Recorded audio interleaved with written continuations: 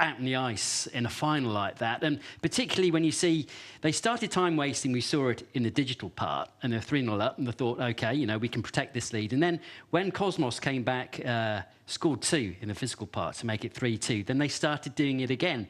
And I enjoyed it because it was a real mental battle out there, and we saw it in the shootout too. You got to kill the tempo as well, because when one team starts scoring, they have this emotional, you know, influx, like, we will run, we will do it. Now we've got 2, we just need to add a little more. And they did, in fact, in the 3rd period. But I got to hand it to Liga Pro again in this case, because you're right, they mentally excelled in the 2nd period, making it a dry period, making it, okay, maybe some would say unwatchable. Look, to a certain extent. They didn't panic. That's basically, if you're going to employ tactics like that, you're cool, no question. Okay, I think we can go live now to Tim Kirby, who watched that dramatic final too. You were very lucky. You were right by the ice. Just take us through your impressions of what happened. Oh, well, it was one heck of a championship match. I'm thrilled. The audience was thrilled until the very moment. Everyone was the very final moment. Everyone was cheering. Great match. And as you guys sort of discussed it yourselves before I came on, it's interesting how Liga Pro really dominated in the digital aspect, X17 in the traditional hockey. But there was a surprise sort of 3rd phase being the penalty shootout, where I think Liga Pro did a much better job. And the score on the scoreboard ultimately revealed that. So, great match, and you know, there's nothing worse than when a championship match is a blowout. And this was the opposite. It was absolutely dead close until the very end. It exploded into life, didn't it? Because after the digital phase, we weren't quite sure what to expect. And then, I know I talk about the time wasting, but then when we saw a cagey start to the physical side, I wasn't quite sure how it would pan out. But then, as I say, it all came to life, didn't it, with about 5 minutes to go? Well, yeah, I mean, one thing I can definitely say about X17 is they were able to pass the puck better. I don't quite know by what methodology they used, but they really were able to move the puck better, create better opportunities through passing, which ultimately gave them the 3 physical goals that evened the score. So that was really their strength. But obviously when it boiled down to the shootout, in the shootout there's no passing. That's all puck work and trickery. That's where the mind comes in. So apparently Liga Pro definitely wins on the mental side of things. So go on. Tell me something. You've been immersing yourself into ice hockey for the past couple of days. Do you feel a little bit sad that this part of the digital games is now over? Would you want it to last for a couple of more days? Well, to be honest, I actually think that the future of this tournament, this could really grow. I mean, if we think about it, this is an international tournament, and so that's the whole world. And secondly, it's an international tournament that's held in Russia, where there are a lot of hockey teams. Trust me. So I think that there's actually a lot of room for this to grow. Maybe there could be perhaps even 2 divisions where one's using the current rule set, maybe the other division maybe uses a different rule set. You know, I can't say I know every possible version of hockey that exists, but I'm sure there's a few others out there. As you know, within traditional football, there's beach football, mini football, what we in America called indoor soccer, which used a different set of rules than other forms of football. And of course, there's football on the big pitch. So there's a lot of options that people come up with, lots of different variations that people use over the years. So yes. Oh, and I think we have a special guest here. Yes. Hello there, sir. Hello, guys. I'm Sergey Filipov. I'm a captain of the winner team, Liga Pro. Congratulations. Congratulations, yeah. Congratulations, man. You did it. Yes, we did it. Finally. We were preparing for that for such a long time. Maybe half a year we spent on that. Wow, you took half a year of practicing and training just for this moment. Yes, and all worth it. All right. The main thing is, are mom and dad watching? Sorry, I didn't get it. Mama and Papa смотрят. Of course, my grandparents and my parents. Okay, my family is watching it for sure. I'm so thank them that they helped me a lot during my life to prepare for this moment. Good job, man. You guys did great on the ice, great on in the shootout. Congratulations, man. Tournament champions. We are the champions, man! That's right. All right, guys, back to you in the studio. Woo! Thank you, Tim. Thank you, and congratulations Thank to you, Liga Pro. Great Loving scenes, these isn't it? emotions. Well, this is what it's all about. You see Exactly. the enjoyment on their face and what it means to them. And how many months were they preparing for this? Half a year, they said, six months just to do this one. These two, whatever, 3 days of playing. But then again, the emotions are real. I think it was the captain who was cheering the loudest when Liga Pro were ahead in the digital part. He was like, we saw the pictures of him like properly rooting for it. Again, there may be different things, different intrigues in the sporting competitions, but at the end of the day, it all comes down to emotions. And when they are real, and when even the loser's emotion is a real emotion, right? So in this case, I'm really happy to see that these guys are very, very happy about it. Yeah, and look, as our commentator mentioned too, they hadn't lost a single game during this tournament, Liga Pro. I mean, despite what people might say, you can't argue with that.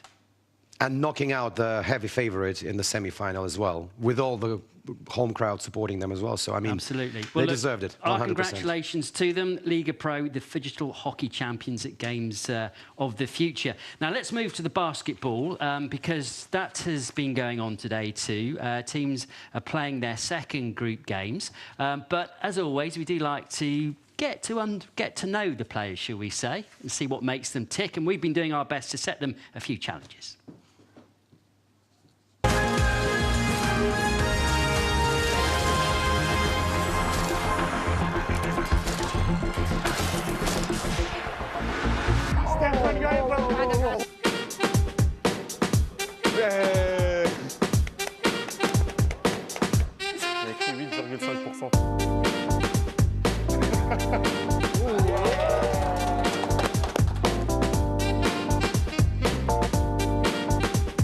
I'm Carlos Martinez. This is John Galarza, We are representing Spain at Rambut esports.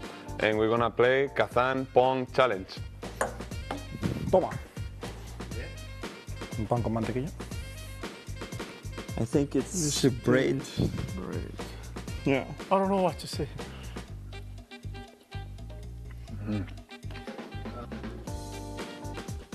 Let me taste it. Let me taste it. Come on, man. 一气空心，怪可以。B 雪碧。It's I think it's kind of like milk or Coca-Cola. Or some refresh drink. I think it's some power drink. If you drink it, you have more power.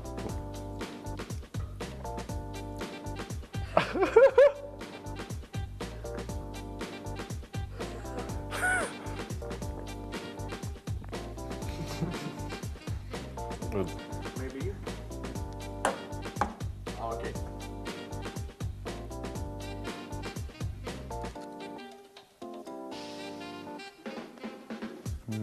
Okay, there you go. Like bread or pizza? I guess so. I'll have it first. Okay, How is it? that's cool. It's nice. Bye everyone. Bye, Goodbye. See you everybody. next time.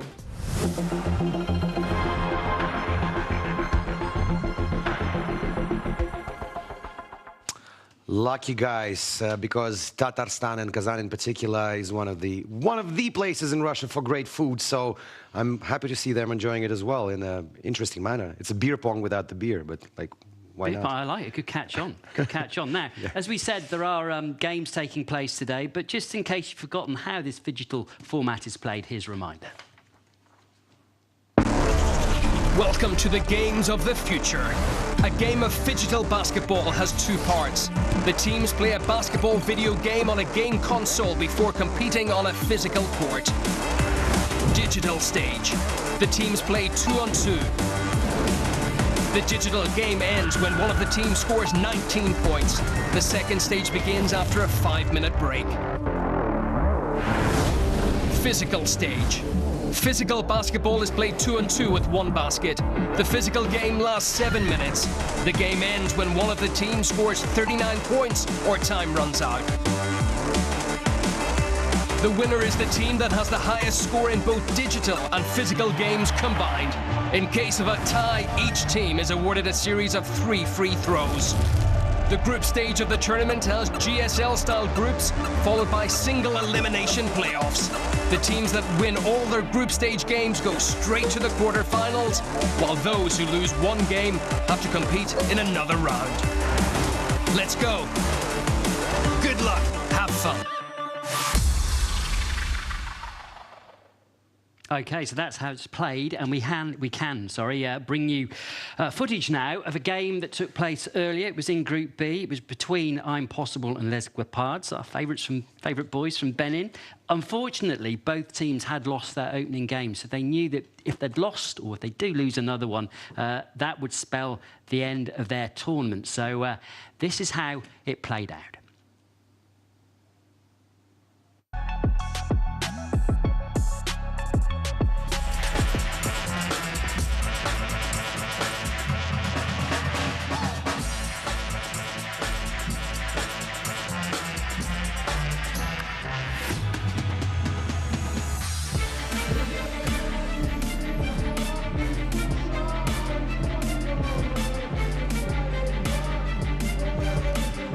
Hello and welcome, ladies and gentlemen, and here we go live from Kazan, from Digital Games, and once again we proudly present you the basketball event, the second round of round robin, and today we are about to see a beautiful, a brilliant and promising match between Impossible and Les Guepards.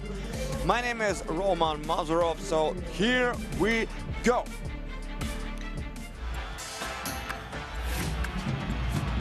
As you all know, firstly we will have a digital competition, and let us introduce the Les Guepards team from Benin. Actually, one of the most not typical countries for basketball, and as far as we know, they have the professional basketball for only several years, and the Benin national team had never played in World Championships or Olympic Games, and these boys in their interviews said that the best dream for them, the highest point of their career, will be the place at the biggest international event like Olympic Games or the World Championships. And so we are about to see their level. Actually, we saw that already, and we understood that these boys do have a character, these boys do have a will to win. Unfortunately, they had a bad luck last time because their opponents were just too strong and too experienced maybe for them, but still they tried themselves really hard. They did not succeed, but still we all do know that there is such team like Benin, and they are trying here. They want to seal the first victory of the tournament, and the same thing we can say about the team Impossible. They are from the United States, by the way, so let me introduce the rooster. And once again, I remind you that the digital part of the game lasts until 19 points, and then this stage is over, and afterwards the team go up to the physical part of the game. They play also 2-on-2 with one substitution, and they go until the 39 point, and otherwise if the 7-minute period will expire. So, speaking about the roster, and I will continue speaking about presenting you the Impossible roster. From the United States, number 11, Caleb Morris, number 8, Malcolm Griffin, number 1, Marcus Hall, and number 99, Takiola Fakransan-Taki. By the way, this guy represents New Zealand, and by the way, in this tournament we have multiple international teams. For example, we have Caribbean squad. This team represents Mexico, but as far as we know and as far as we understand, that there are no Mexicans in the squad. There are only Venezuelan representatives and one Argentinian player. So it doesn't matter at all. The main thing that they are on court and they are struggling for the victory, and the biggest prize is, I remind you, 437 grand for the winner. So I think that's the big reason to fight for the victory. So let's see at the score, and it is 6-3 in favor of I'm Possible. But still the gap is not really big. And speaking about the level of the teams that came to the tournament, there are many experienced squads, especially squads from Russia, who have one team for digital competing, the guys that actually responsible for playing, and the other part of the team, they do everything to collect the points on the court in the physical part. Some teams and some players of the other teams, they actually have two roles in one person, so to say. They play a digital part, and afterwards they step on the court and they continue playing the physical part. So we see that the game is pretty tight. That's a good slam from Kevin Durant. He remained absolutely unattended, so had nothing to do. Oh, Luka Doncic is playing here. You know what? I've read many interviews of the sportsmen that gathered here in Kazan, and many of them, especially from Serbia, from Montenegro, and many others, but especially players from Balkans, they always name Luka Doncic as their favorite player. But as for me, I see Luka Doncic playing the digital part of the game for the first time. Lots of LeBron James, Steph Curry, Durant, of course. But as for Luka Doncic, well, as for me, this is the debut, so to say. And the score is 10-5. I'm Possible. They increase their advantage. And another 3 shots. Oh, bad luck, but a good offensive rebound for LeBron James.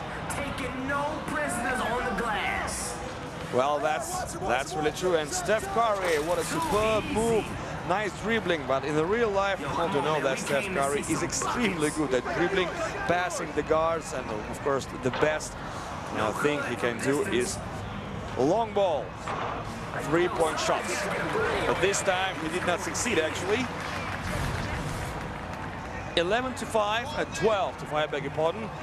I'm Possible, they're still in the lead, +7, 7-point game, and I think it will be very hard for guys from Benin to catch the opponents, who actually have marvelous speed, and they seem to be unstoppable.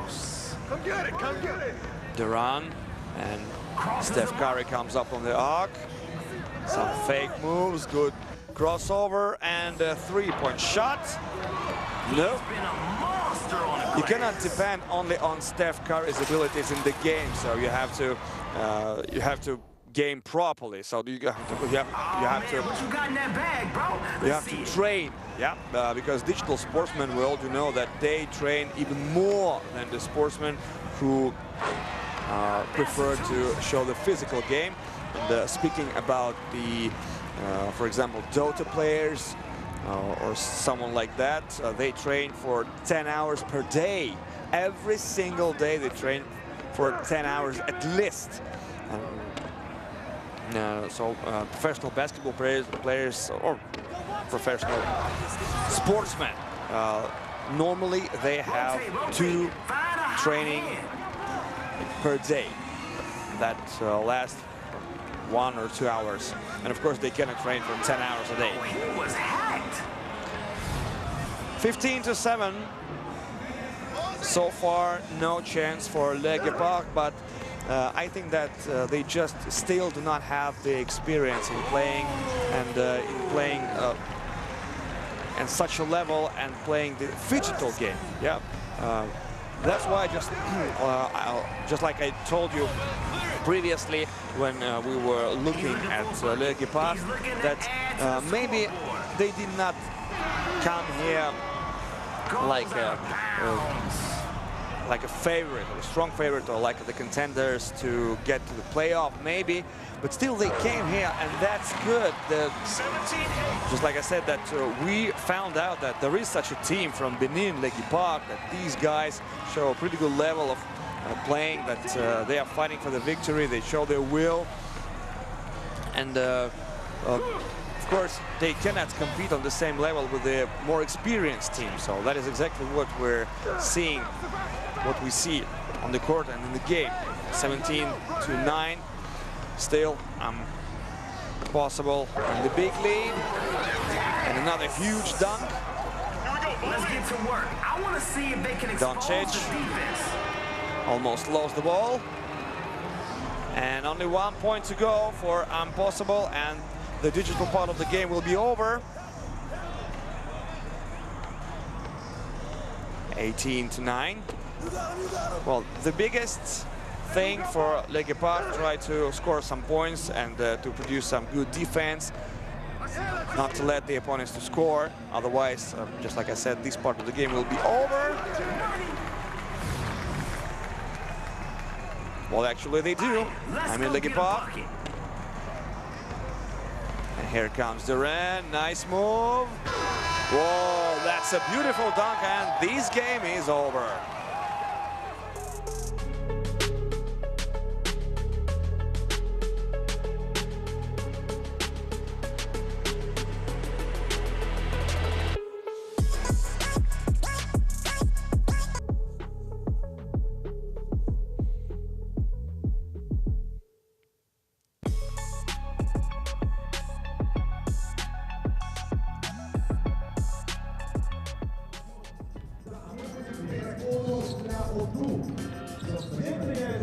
All right, folks, we're moving to the court, to the digital court. So you see the squad of Impossible, Marcus Hall, #1, and Malcolm Griffin, and the substitute is Caleb Vaughn.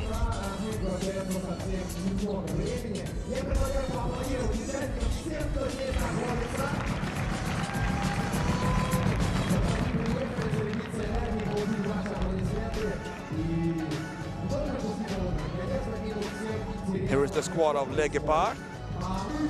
#6, Salem Coracero, and #13, Raoul Odou. And the substitution, Fadilo Alassane.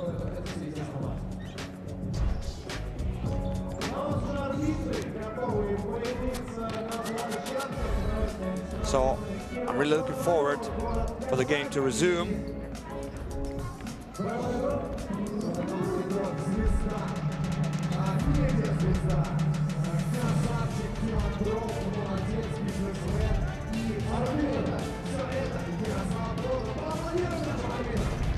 So the teams are on the court already, and let's stick to the point. So I remind you that the game is just for 1 period, and it lasts for 7 minutes. And the game goes until one of the team will score 39 points, or the time will expire.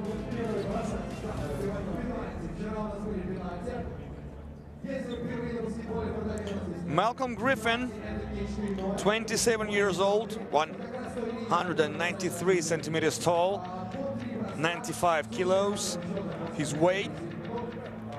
Caleb, #11, his partner, and here we see the guys from Benin. #13, Odou. His favorite player is Kobe Bryant. He said that in his interview. Good height, 2 meters, 28 years old, 98 kilos.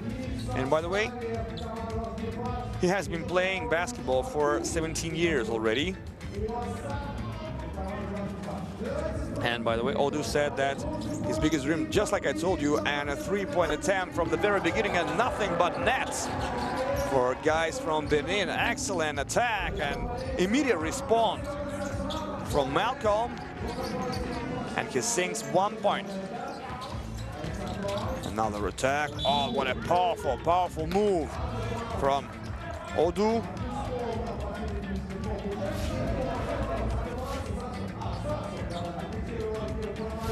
Very nice.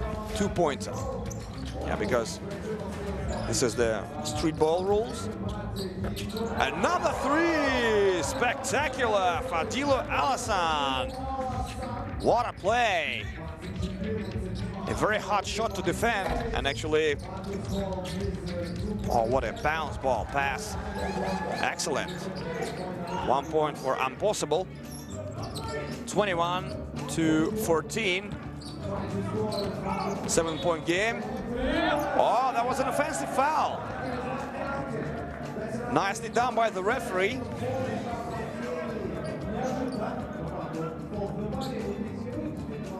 I can't but agree with this decision. Some dribbling. And Malcolm.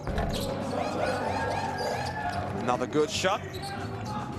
And by the way, there are only 12 seconds for the team to attack, to shoot on the rim, and the ball must touch the hoop.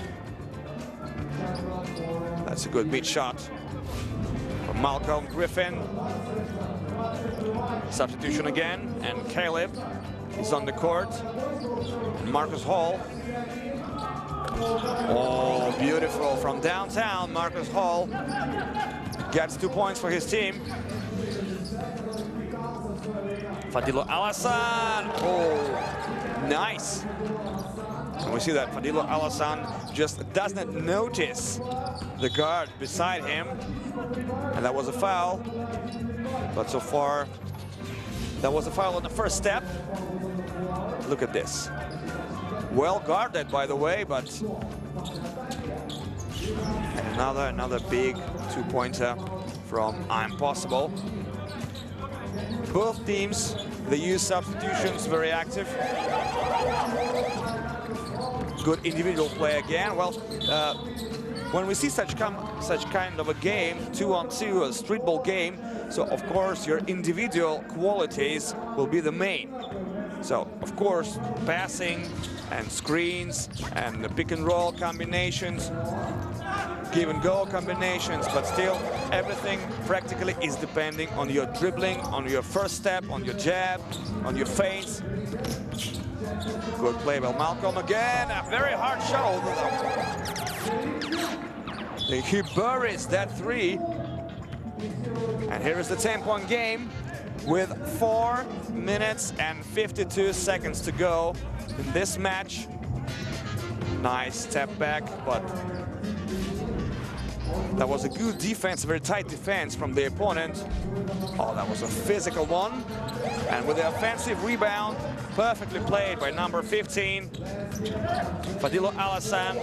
By the way, he was a substitute. He didn't go to the start two, but nevertheless, we see that he's in the fire today. Oh, that was a good pass to the paint. And I think that Impossible slow a little bit because they understand that they have a big advantage. And look at the foul statistic. 0 fouls for Impossible and just 2 for Kepar. Almost stolen the ball. That was, by the way, that was a double team against Fadilo Alassane, but still he managed to score 2 points. Oh, what a mistake, poor play by Malcolm Griffin. He lost the ball, a turnover. And here comes Marcos from the corner. No. Odo gets the ball. Oh, smart play, very smart play by Fadilo Alassane. He actually blocked his opponent. He received the ball and was fouled. And here comes the timeout. Teams, the boys do really need some time to rest, and we see that LWEZIMBABWE, well, they encourage themselves. They still believe in the victory. They still believe that they can do it, despite of the gap, despite of the difference. Well, and I think that is the main thing. I think that this is the most important fact, that they're still in the game. They're just enjoying the process, staying on the court, competing, fighting with the opponents, scoring points, defending the rim, and just playing basketball, just enjoying the game, enjoying the best game was ever created for the ball. So the teams are back on the court. And we see number 6, Monra Selim. Good attack from Odu. There is a big height difference and a weight difference. Nice pass on the arc. No. Oh, that is what I call the proper choice of the position, and nicely done by Monra Selim. He's not that tall, he's not that huge, he's not that big, but nevertheless, he won that fight for the rebound. Well, that was a tackle, and of course the bigger guy won in this particular position, but I think it was a foul. 28-21, still 3.5 minutes to go. There is a slight chance for LWEZIMBABWE, but I think that this might be a real miracle for them to come up closer for the opponents. And a good offensive rebound again from Marcus Hall.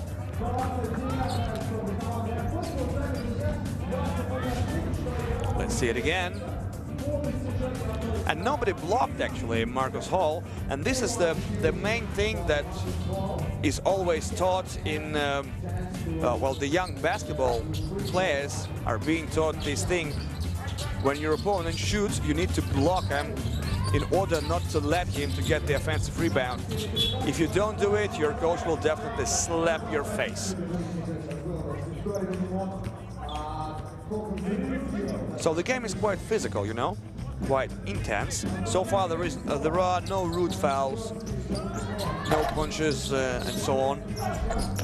Oh, that's a bad luck. That's a bad luck, unattended. Odu, he could score an easy point, but actually he didn't.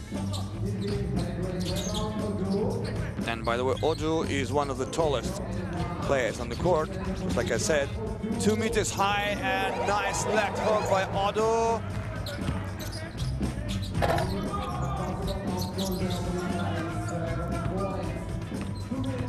Malcolm onto the basket, and it's over the glass.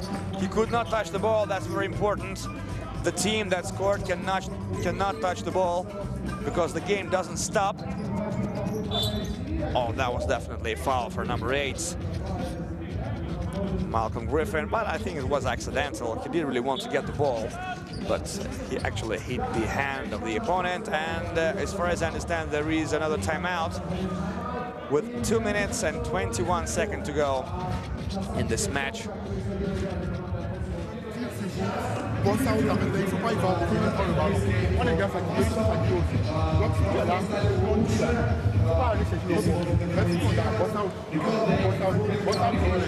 I wish I could hear what I'm Possible players are talking and what advice they're giving to each other.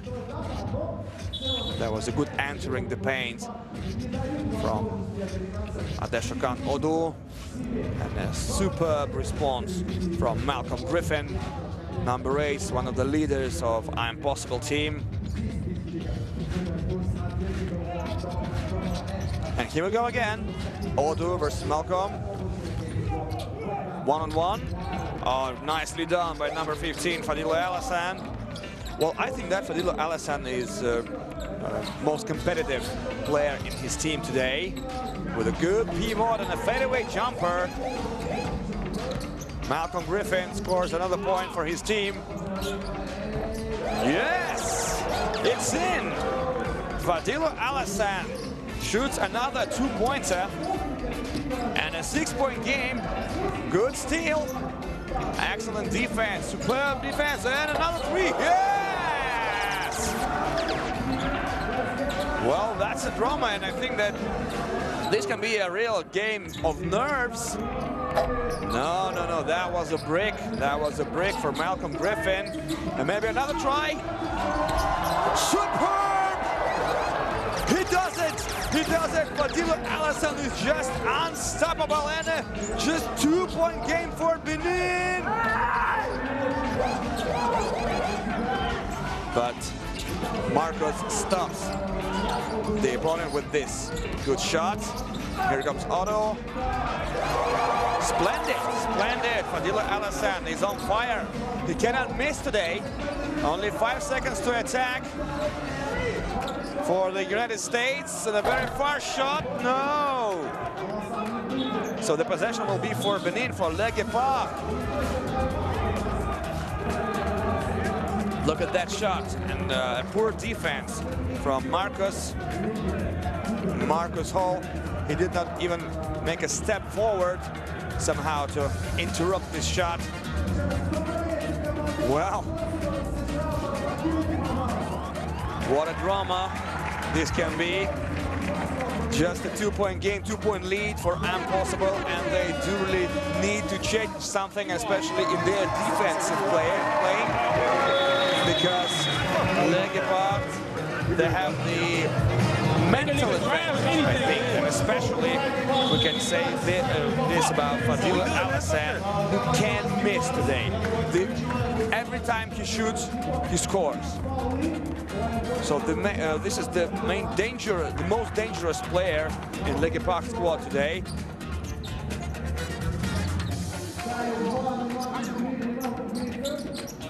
So here is Caleb. Oh, it's in!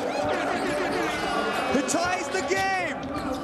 32-all, unbelievable, in just 35 seconds. No! And there is a big chance to get the lead for Le Guépard.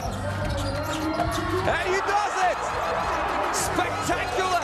Spectacular! Fantastic Fadilou Alassane, and here comes the foul from Odu. But the foul was on the first step, and I think that there will be no free shot. No.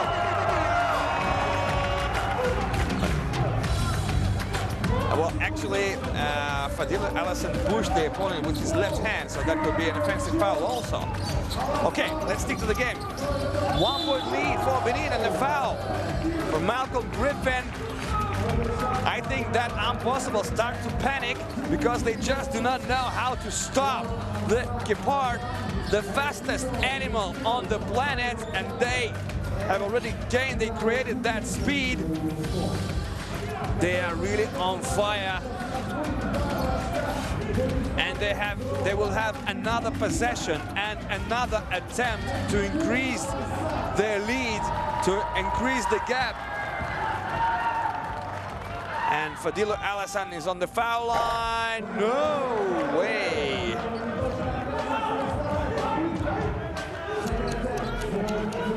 Well, the graphics is a little bit late, so we have 33-all so far. And it's in.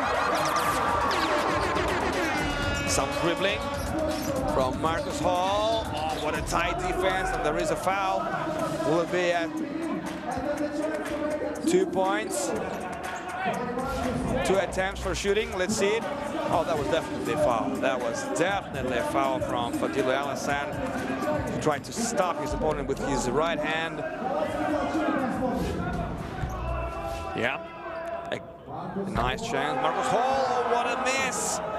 What a shame for Marcus Hall. He could do everything to tie the game again with only 6 seconds to go in the match, and he does it. And if there will be a draw, there will be a shootout. 1 second, and I guess that there will be a shootout. All players of the squad will have their chance to shoot. And that will be definitely a game of nerves, that's for sure. And in this case, experience will be, I think, the most important thing and the most important fact that can influence the result. But still, there is 1 second to go, maybe less, in this particular match. And there will be an official review. What's that? What a game, what a game, what a battle. And of course, we'll take the hat off. Le Guépard, such a comeback, such a historical comeback from the team from Benin. They will be definitely remembered for that match. It doesn't matter how it is going to be finished. It doesn't matter. The result is no clue. Just the way they fight, just the way they struggle, just the way they make their opponents nervous. They make the mistakes with much more experienced opponents, and here they are, LWEZIMBABWE, the real warriors. So the decision is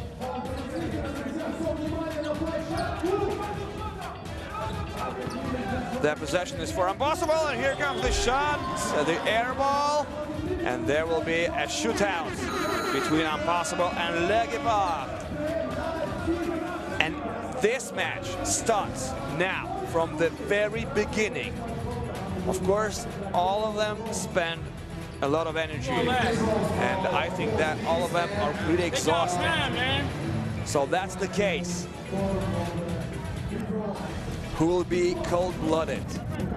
Who will show their character, their will? And I think that the guys from Benin do really have already the big fan base from Russian spectators, because the way they play, the way they struggle, the way they fight for the victory, I think, well, it should be marked. It should be remembered.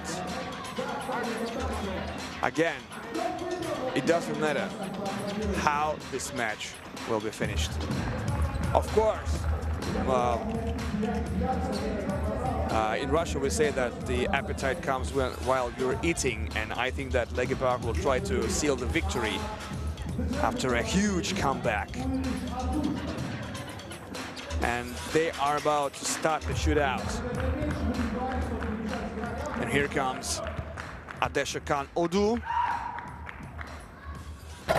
No, well, that's a bad luck for LWEZIMBABWE for the first attempt. And here comes Marcus Hall, and by the way, he did miss the first shot in the game, so let's see what he's about to do here. Easy money for Marcus Hall. Again, that one is what I call experience. Cold-blooded, cold-minded. Fadilo Alassane, the player who scored a lot of shots today, and this time he's also scoring a very important point for his squad. Here comes Caleb. And you hear the crowd. No! What a shame. He did not score, he missed the shot. Maybe the decisive shot of the game, because here comes number 6, Monraz Selim, and he can decide which team will get the first victory in the tournament. Yes!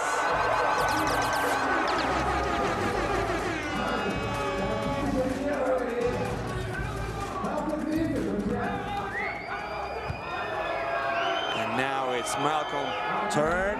Oh my goodness!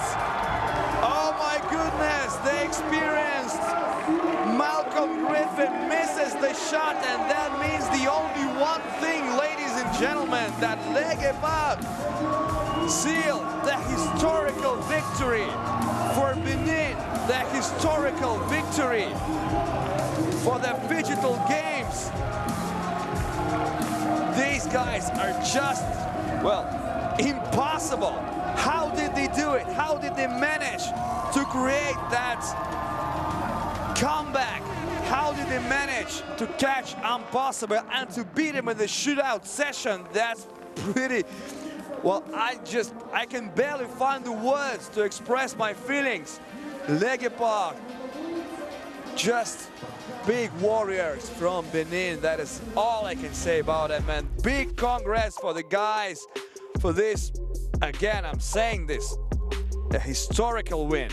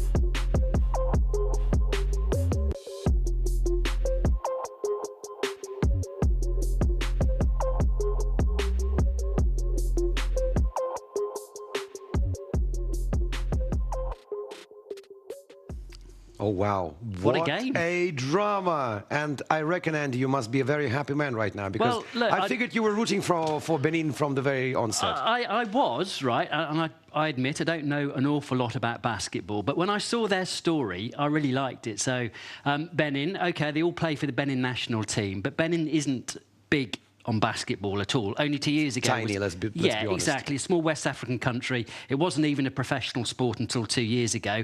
And they've said they're going to donate any winnings they make from Kazan and donate it to the development of basketball, you know, in their home country. So it's a good story, and I'm very pleased that they've got through just on that aspect. But they played really well. I mean, they had to come back from a bad deficit in the digital and storm through. They are the definition of character. And if you think about it, Malcolm Griffin, who missed the final shot, he used to play for Zenit St. Petersburg, professional VTB League basketball club in Russia.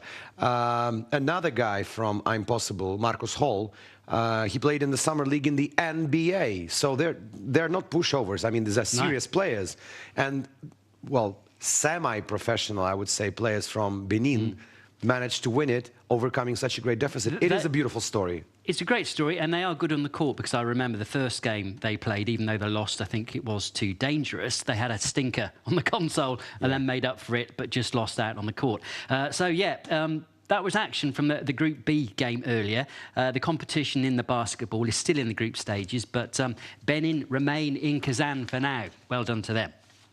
Right, now let's change gear, because we can talk World of Tanks.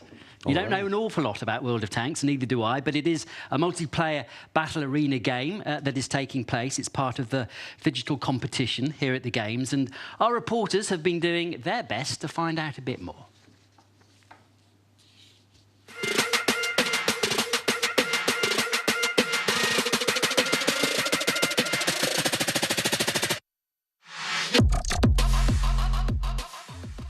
This is really kind of hard to do. I'm trying to get used to the turning. It's for some reason, I think my wrists... Oh, wait, I got him. Eyes in my sights. Hold on. Oh, yeah. The cheap shot. So it's hard to turn. The tank doesn't really want to turn. It kind of just wants to go forward and backwards. But I think that's because my wrists don't work. No.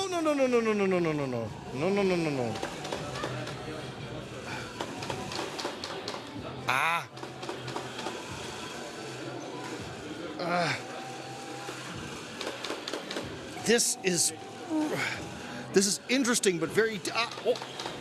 And my wrist thing just kind of fell off. So I think I'm done here. I hope I didn't break it. Oh. Wow, that looks all fun and games, isn't it, down in Kazan? All these technologies, man, it's crazy. Like, he controls the tanks with his wrists. That is incredible. It is. We should point out that wasn't the actual game they play. Of course. In the digital competition, of course, that's the game that all the gamers know. But it just shows, doesn't it? There's a lot going on in Kazan, particularly for the public to enjoy. They aren't just turning up for the events. They've got lots of activities to try their hand at. Yeah. And Tim was struggling. Tim was struggling. But anyway, he makes up in other areas, I'm sure. We've got another one, haven't we, that our reporter's been trying. Right. Our reporters are continuously having fun in Kazan. It's also Daniel Hawkins, who tried himself out at laser tag, which is part of all the battle arena sports at the Games of the Future. Let's have a look at that.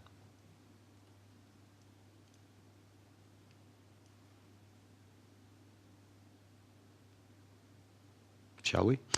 Okay. Looks like Dan is still stuck in the laser tag for now. Well, he did try himself at basketball without much avail. I'm hoping that his endeavors at laser tag will be better. Look, he's at the mixed martial arts, isn't he, for now? So we'll have to find out how he got on at the laser tag a bit later. No, actually we will now, because I'm being told it is ready, so we can watch it now. Let's see how he got on at laser tag.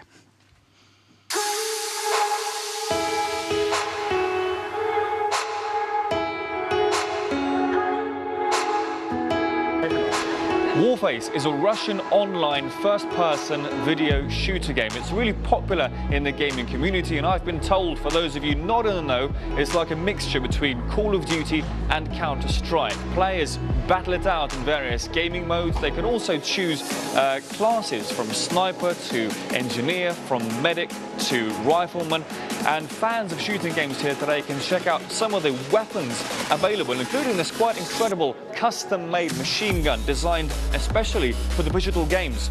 Let's give it a go.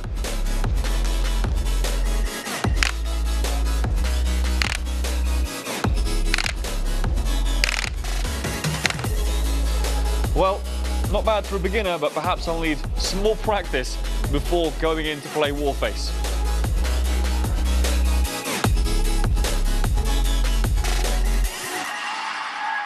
Here at Kazan's tennis center, we're in the middle of some pretty intense Warface battles, and although the physical final laser tag will take place out of direct view of the audience here today, it's going to be broadcast on the big screen here behind me. That doesn't take away from the excitement experienced by the audience. The players, of course, take this very seriously as well. They thoroughly warm up their hands, their fingers before taking to the joysticks, and as one volunteer said, although some of the people watching here today might be new to the game or not understand entirely fully what's going on, that doesn't take away from the excitement and emotions that this audience is going through right now.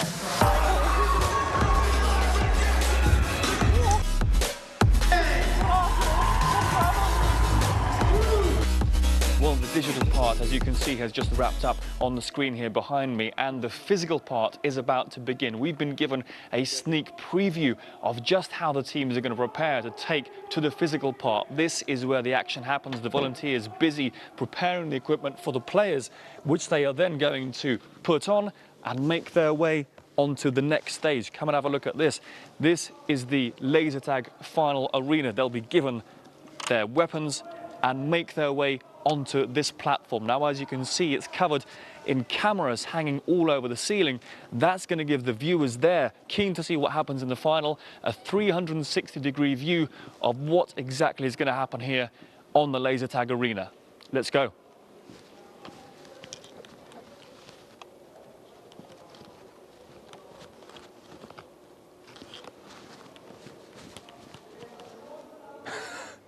He's not bad. He's got the right pose. I wish he had some opposition there in the actual ground, that we would see his skills. But I prefer him at that than basketball.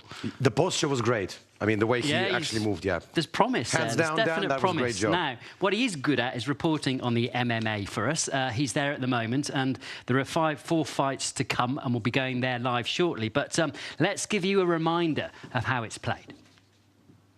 Welcome to the games of the future. A phygital martial arts battle has two parts. An athlete competes in a martial arts video game before having an MMA-style fight with the same opponent in an octagon. The tournament includes 8 teams, each comprising of 3 men in the 66, 70 and 77 kg weight categories, and a woman in the weight class of up to 56 kg. Pairings are done by draw. Digital stage. Players fight one-on-one until one of them notches up 5 victories. A player is awarded 1 point for winning a round. Choose your favorite character and let the battle begin. Come and get it. Fatality. Physical stage. It consists of 3 3-minute rounds. A fighter gets 6 points for an early victory, 5 points for a win by judges' unanimous decision, 3 points for a victory by majority decision, or 1 point in case of a tie. The winner is the team that has the highest score in all digital and physical fights combined. Good luck, have fun. There's plenty of fun to be had. Yeah, we're having plenty of fun, particularly with the mixed martial arts. It's entering its conclusion tonight. And I know you're disappointed, aren't you? Because you think this could run a lot longer. We should tell people that it's actually run for 1 day. That was yesterday. That was the opening day. There were 8 fights. That's a lot. And there were another 8 today. I mean, it's not bad. 16 bouts. How many do you want? Considering it's an exhausting thing, not just, you know, to play a Mortal Kombat game, but then take to the octagon and fight each other. Yeah, fair enough. If you had, I don't know, maybe 20 more fighters, it would have lasted longer. But I was there when the MMA as a phygital discipline was introduced in the first place, and I thought, my God, this has huge potential.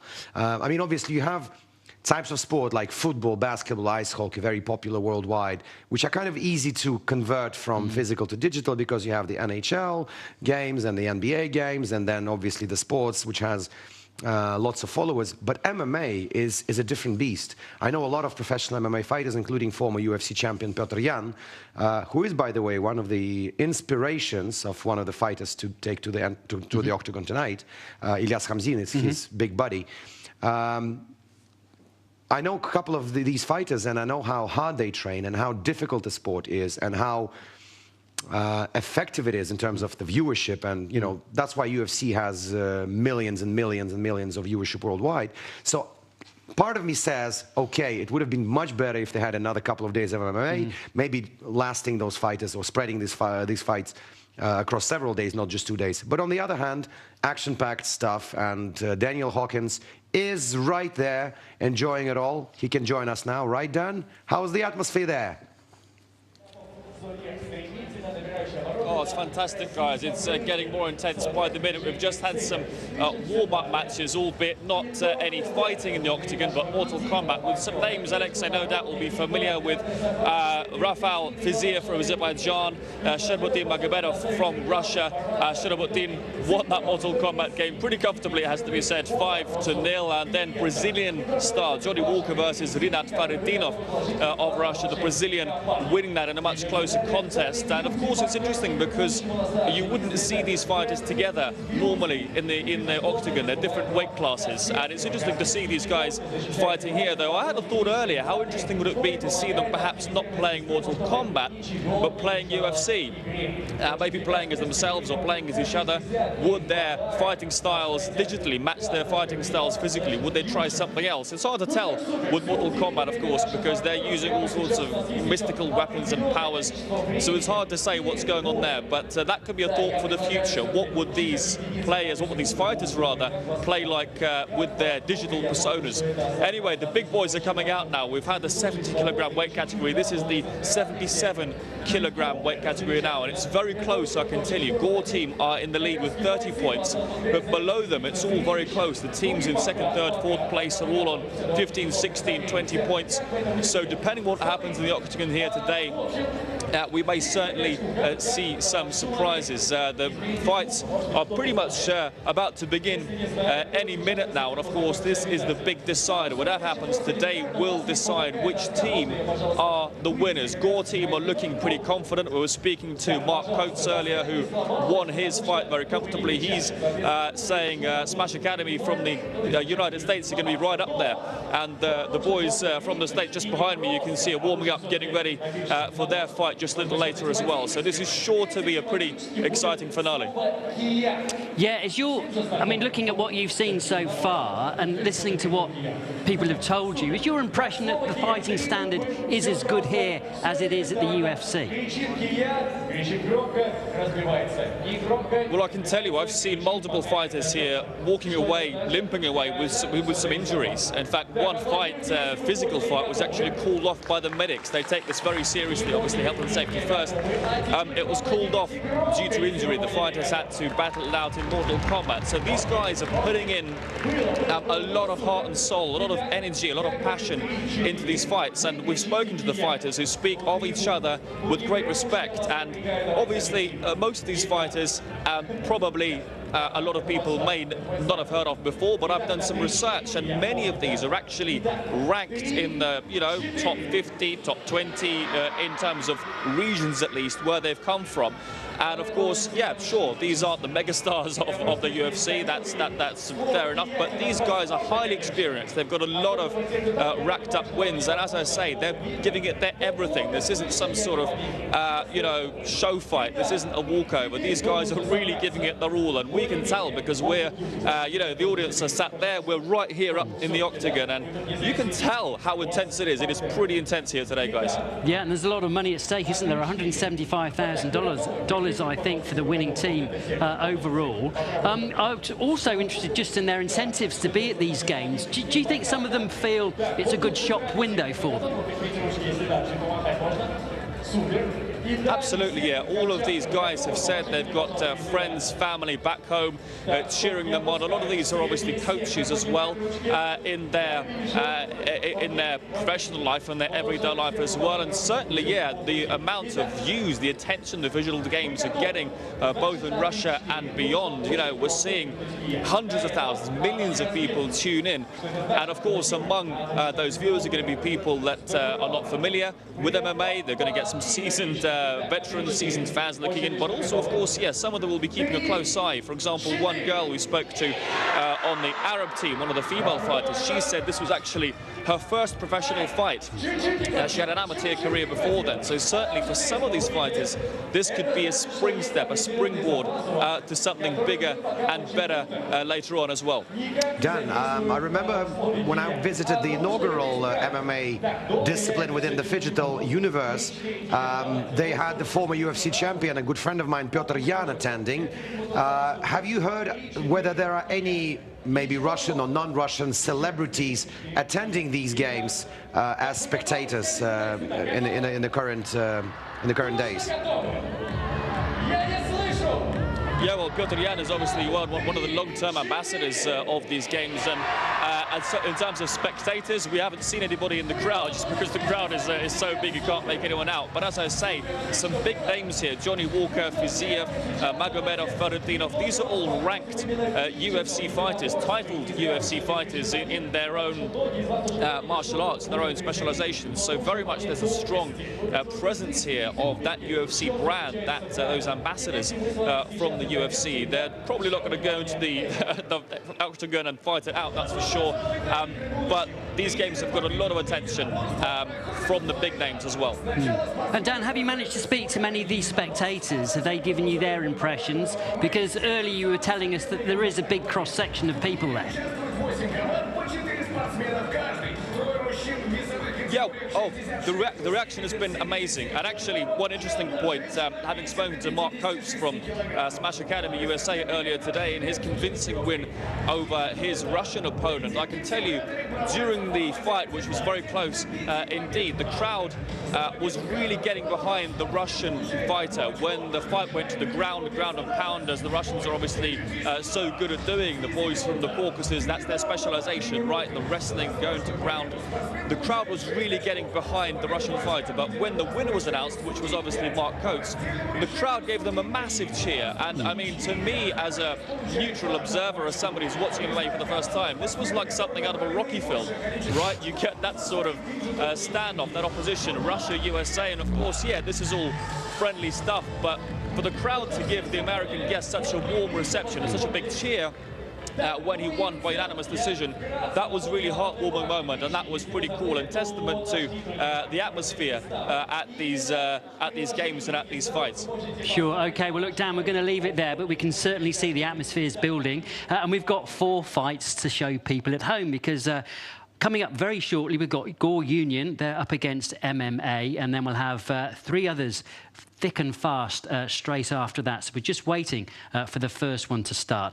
Interesting to hear what he says about the fans and the reaction to the fighters too. No matter where they're from, why would it matter? But you love the sport, and they're giving a great sort of reception to everybody.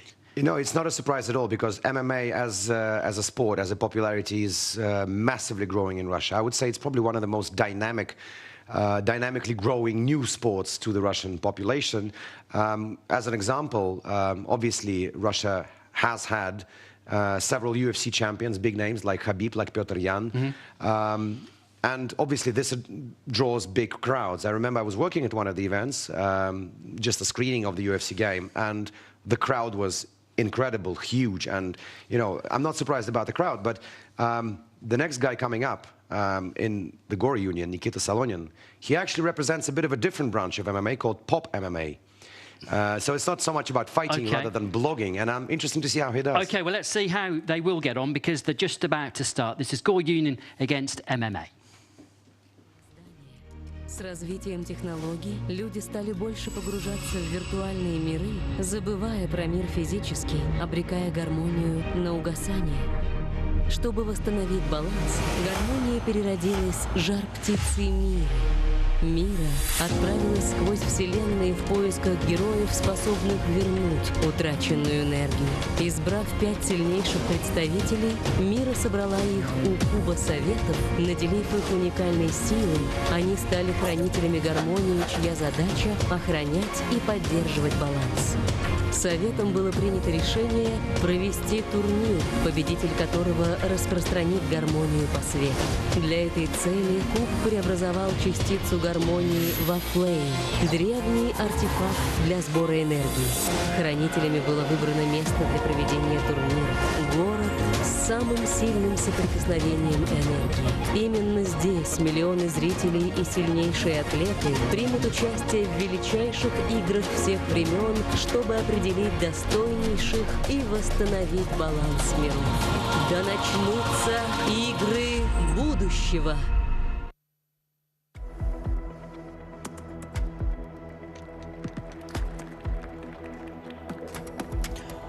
Here we go, folks, and it's time for the MMA competition. And I can't wait until the fighters will come into the cage and to show their skills, to show the big fight. I remind you the format of the physical fight. 3 rounds, 3 minutes each with 1 minute break. And as for the digital part of the competition, the game will be played is Mortal Kombat. And the winner, the person that will win first 5 bouts for first 5 rounds will be declared a winner, and afterwards the fight will pass to the physical side. And here comes one of the best ring announcers in Russia, Sergey Grom. Пришло время для первого фиджитал-боя 4-й заключительной сессии турнира. В клетке готовы появиться бойцы команд Core Union и MMA Fighters. Время пригласить соперников. This is the Liga Stavок Digital Fighting. И сейчас в синий угол клетки выходит фиджитал-спортсмен из команды MMA Fighters. Coming to the arena first, the fighter from the team MMA Fighters. Please welcome Eduard Scorpio Martirosyan. Eduard Martirosyan representing MMA Fighters team, coming out in the blue corner. The fighter of the blue corner represents Scorpio. So his nickname is Scorpio, and I wonder what character he is about, what person he is about to choose while playing Mortal Kombat. And here is his opponent, Pop MMA star Nikita Salonin, representing Gore MMA gym and the Gore Union team. He's in the red corner.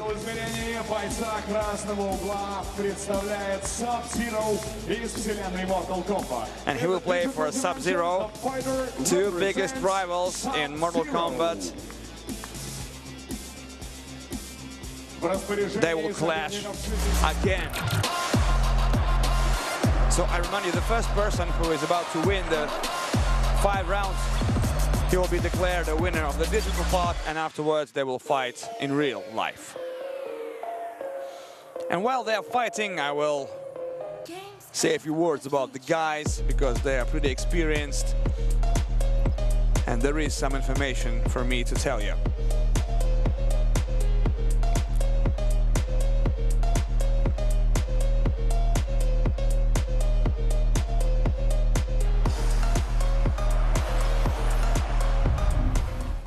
So here we go, Scorpion versus Sub-Zero. 2 arch rivals clash again. So, Eduard Martirosyan, he is in the blue, 23 years old, representing Armenia, 183 centimeters tall. He has been fighting for 14 years already. He is the international master of sport in hand-to-hand fighting. And by the way, he was the world champion in this martial art. By the way, the biggest dream for Eduard Martirosyan is to become the UFC champion, and his professional record is 3-0. He used to fight in MMA series.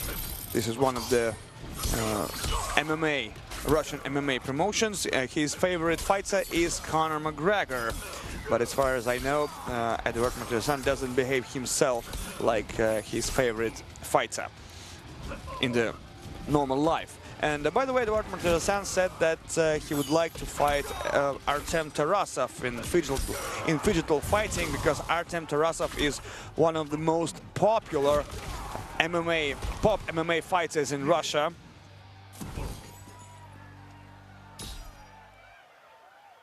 The score is 2-0 in favor of Eduard Martirosyan, who is playing for Scorpion.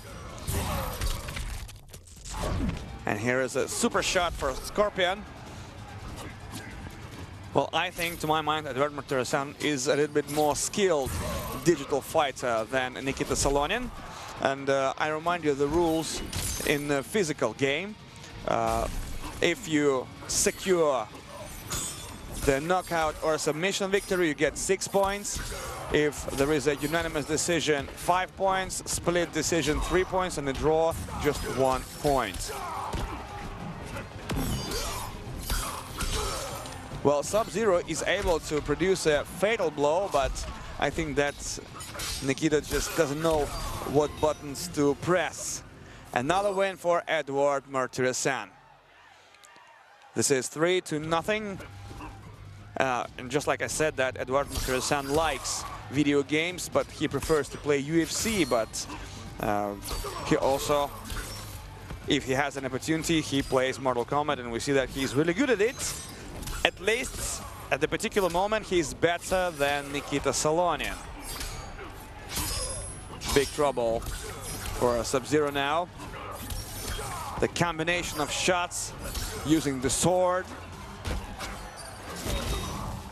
Sub-Zero tries to use the axe. Oh, that was a nice move by Sub-Zero. Well, traditional get over here, and a bunch of shots from Scorpion. And we all do know that the second movie of Mortal Kombat will be released soon, and of course everybody is waiting for this moment.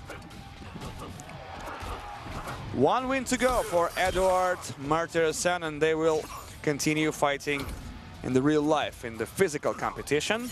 Nikita Salonin, 31-year-old, 175 centimeters tall. By the way, he's the MMA blogger, just like I told you. He started his way in martial arts from Greco-Roman wrestling. And by the way, he was the candidate for being a master of sport. And after...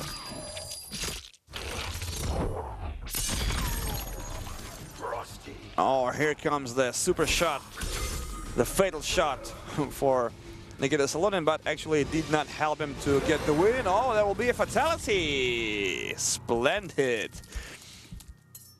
That's it for now. That's it for digital fighting.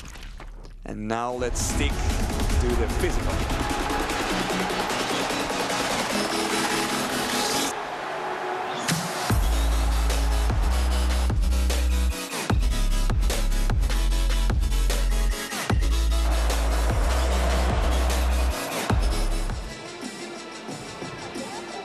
Господа, вы видели все сами. Если вам понравилось, дайте аплодисменты.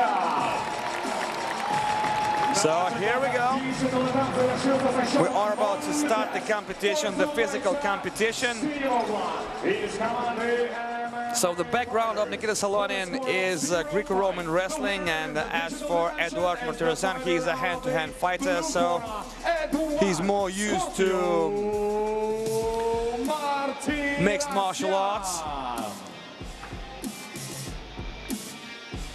Nikita Salonin was born in a small town, Vyshny Volochyok, but after he joined the army, he moved to St. Petersburg, where he got acquainted with Artem Tarasov and became a fight blogger. And now they clash here in the Games of Future.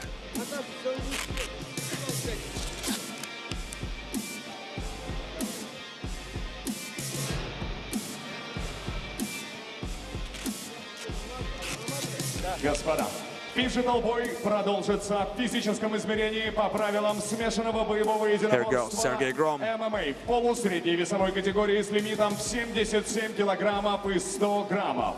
Формула боя 3 трехминутных раунда. We now proceed our digital bout with the 3 3-minute rounds of the MMA in the welterweight division. В синем углу клетки фиджитал-боец из команды MMA Fighters. Его рост 183 сантиметра, вес 76 килограммов 900 граммов. Бойцу 23 года. В его активе 3 боя и 3 победы, 2 из которых одержаны нокаутом. Выходя против Скорпиона, стоит помнить, что у него есть жало, но нет жалости. Fighting out of the blue corner and representing the team MMA Fighters, hence the name Scorpio, Эдуард Мартиросян.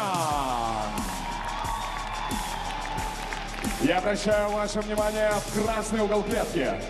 Здесь стоит его соперник, и ему 30 лет. В клетке представляет команду Гор Юнион. Рост бойца 175 сантиметров, вес 77 килограммов и 50 граммов. Профессионалов провел 13 поединков. Одержал 9 досрочных побед и вытерпел 4 поражения. Компромиссы явно не его формат. Fighting out of the red corner and representing the team Gor Union, Nikita Gamac Salonin. Третий джентльмен в клетке Николай Шарипов. Nikolai Sharipov is the referee in charge, and here are the final instructions from him. So we see a slight height advantage for Eduard Martirosyan. Here is the statistics. Nikita is older.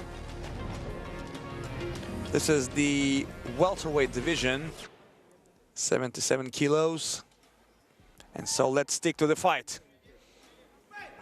3 3-minute rounds, and they start right now. Eduard tries to keep the distance because he's taller, longer reach. Good inside low kick from him, and a nice 1-2 combination.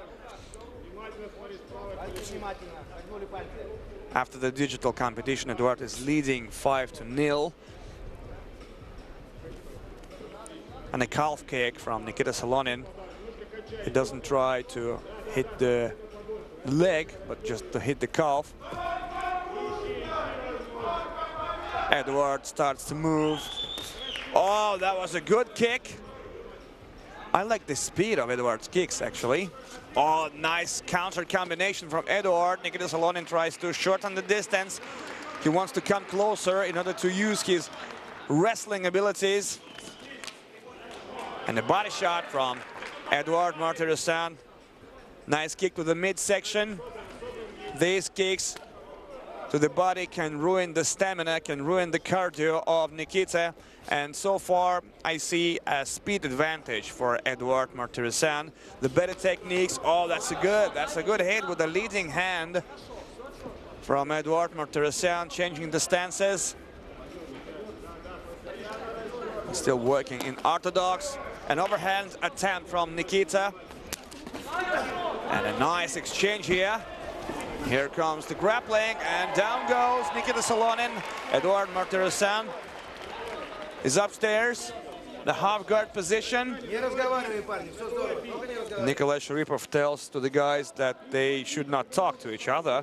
They will have a beautiful opportunity afterwards. 1 minute to go in the first round. Several shots from the right hand to the head from Eduard Martirosyan. He's leading the position, and he needs to be more active. And as far as I know, that there are only 30 seconds for wrestling, for the grappling, for the work on the canvas, according to the format. But maybe more, because if the fighters are active, if they produce some, they show some action. So we see that Nikolai Sharipov doesn't stop the fight, and he lets Eduard Martirosyan to work, to do damage. And just 20 seconds to go in the first round. And here is the triangle attempt, I think, from Nikita Salonin. Eduard Martirosyan is on his feet. He needs to get the back of the opponent, and that is exactly what he's trying to do. 10 seconds to go.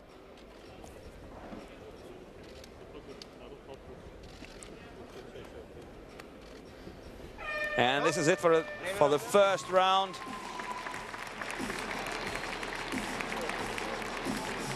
There is no doubt that Eduard Martirosyan had bigger advantage during the first round. He was better in striking, he was faster, his shots were more accurate, and then he took the dominant position after they went on the canvas. He controlled the opponent, giving some big punches, but still he was not able to finish the opponent because Nikita Salonin showed a very good defense. Well, just like I told you that Nikita Salonin is a sportsman, but still he is more a blogger than a professional fighter, and his opponents, most of his opponents were the same bloggers. And as for Eduard Martirosyan, he is a pro MMA fighter. So as for me, Eduard Martirosyan is a strong favorite of this bout. So let's see what is about to happen in the second round. Seconds out. Here we go. Round number 2. Good jab, stiff jab. Excellent. And forward comes Eduard Martirosyan.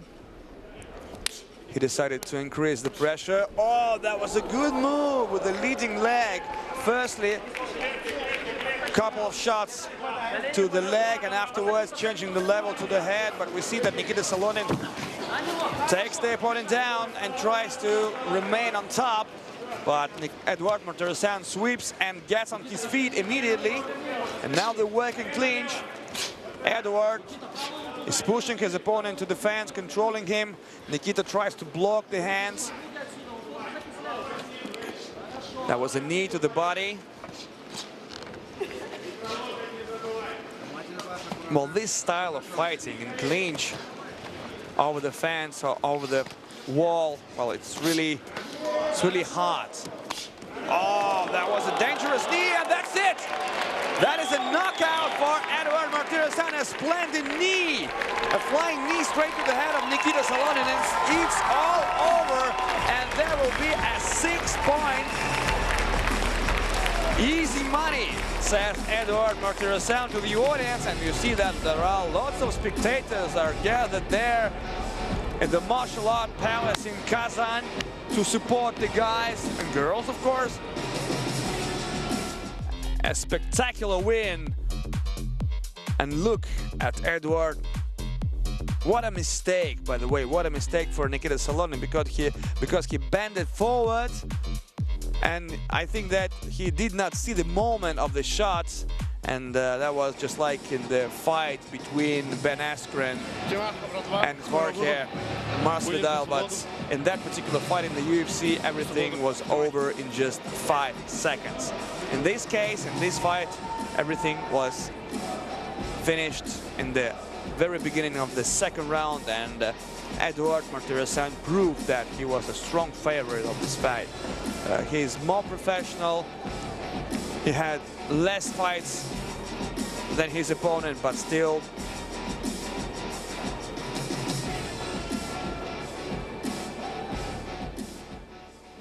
that our esteemed commentator has provided.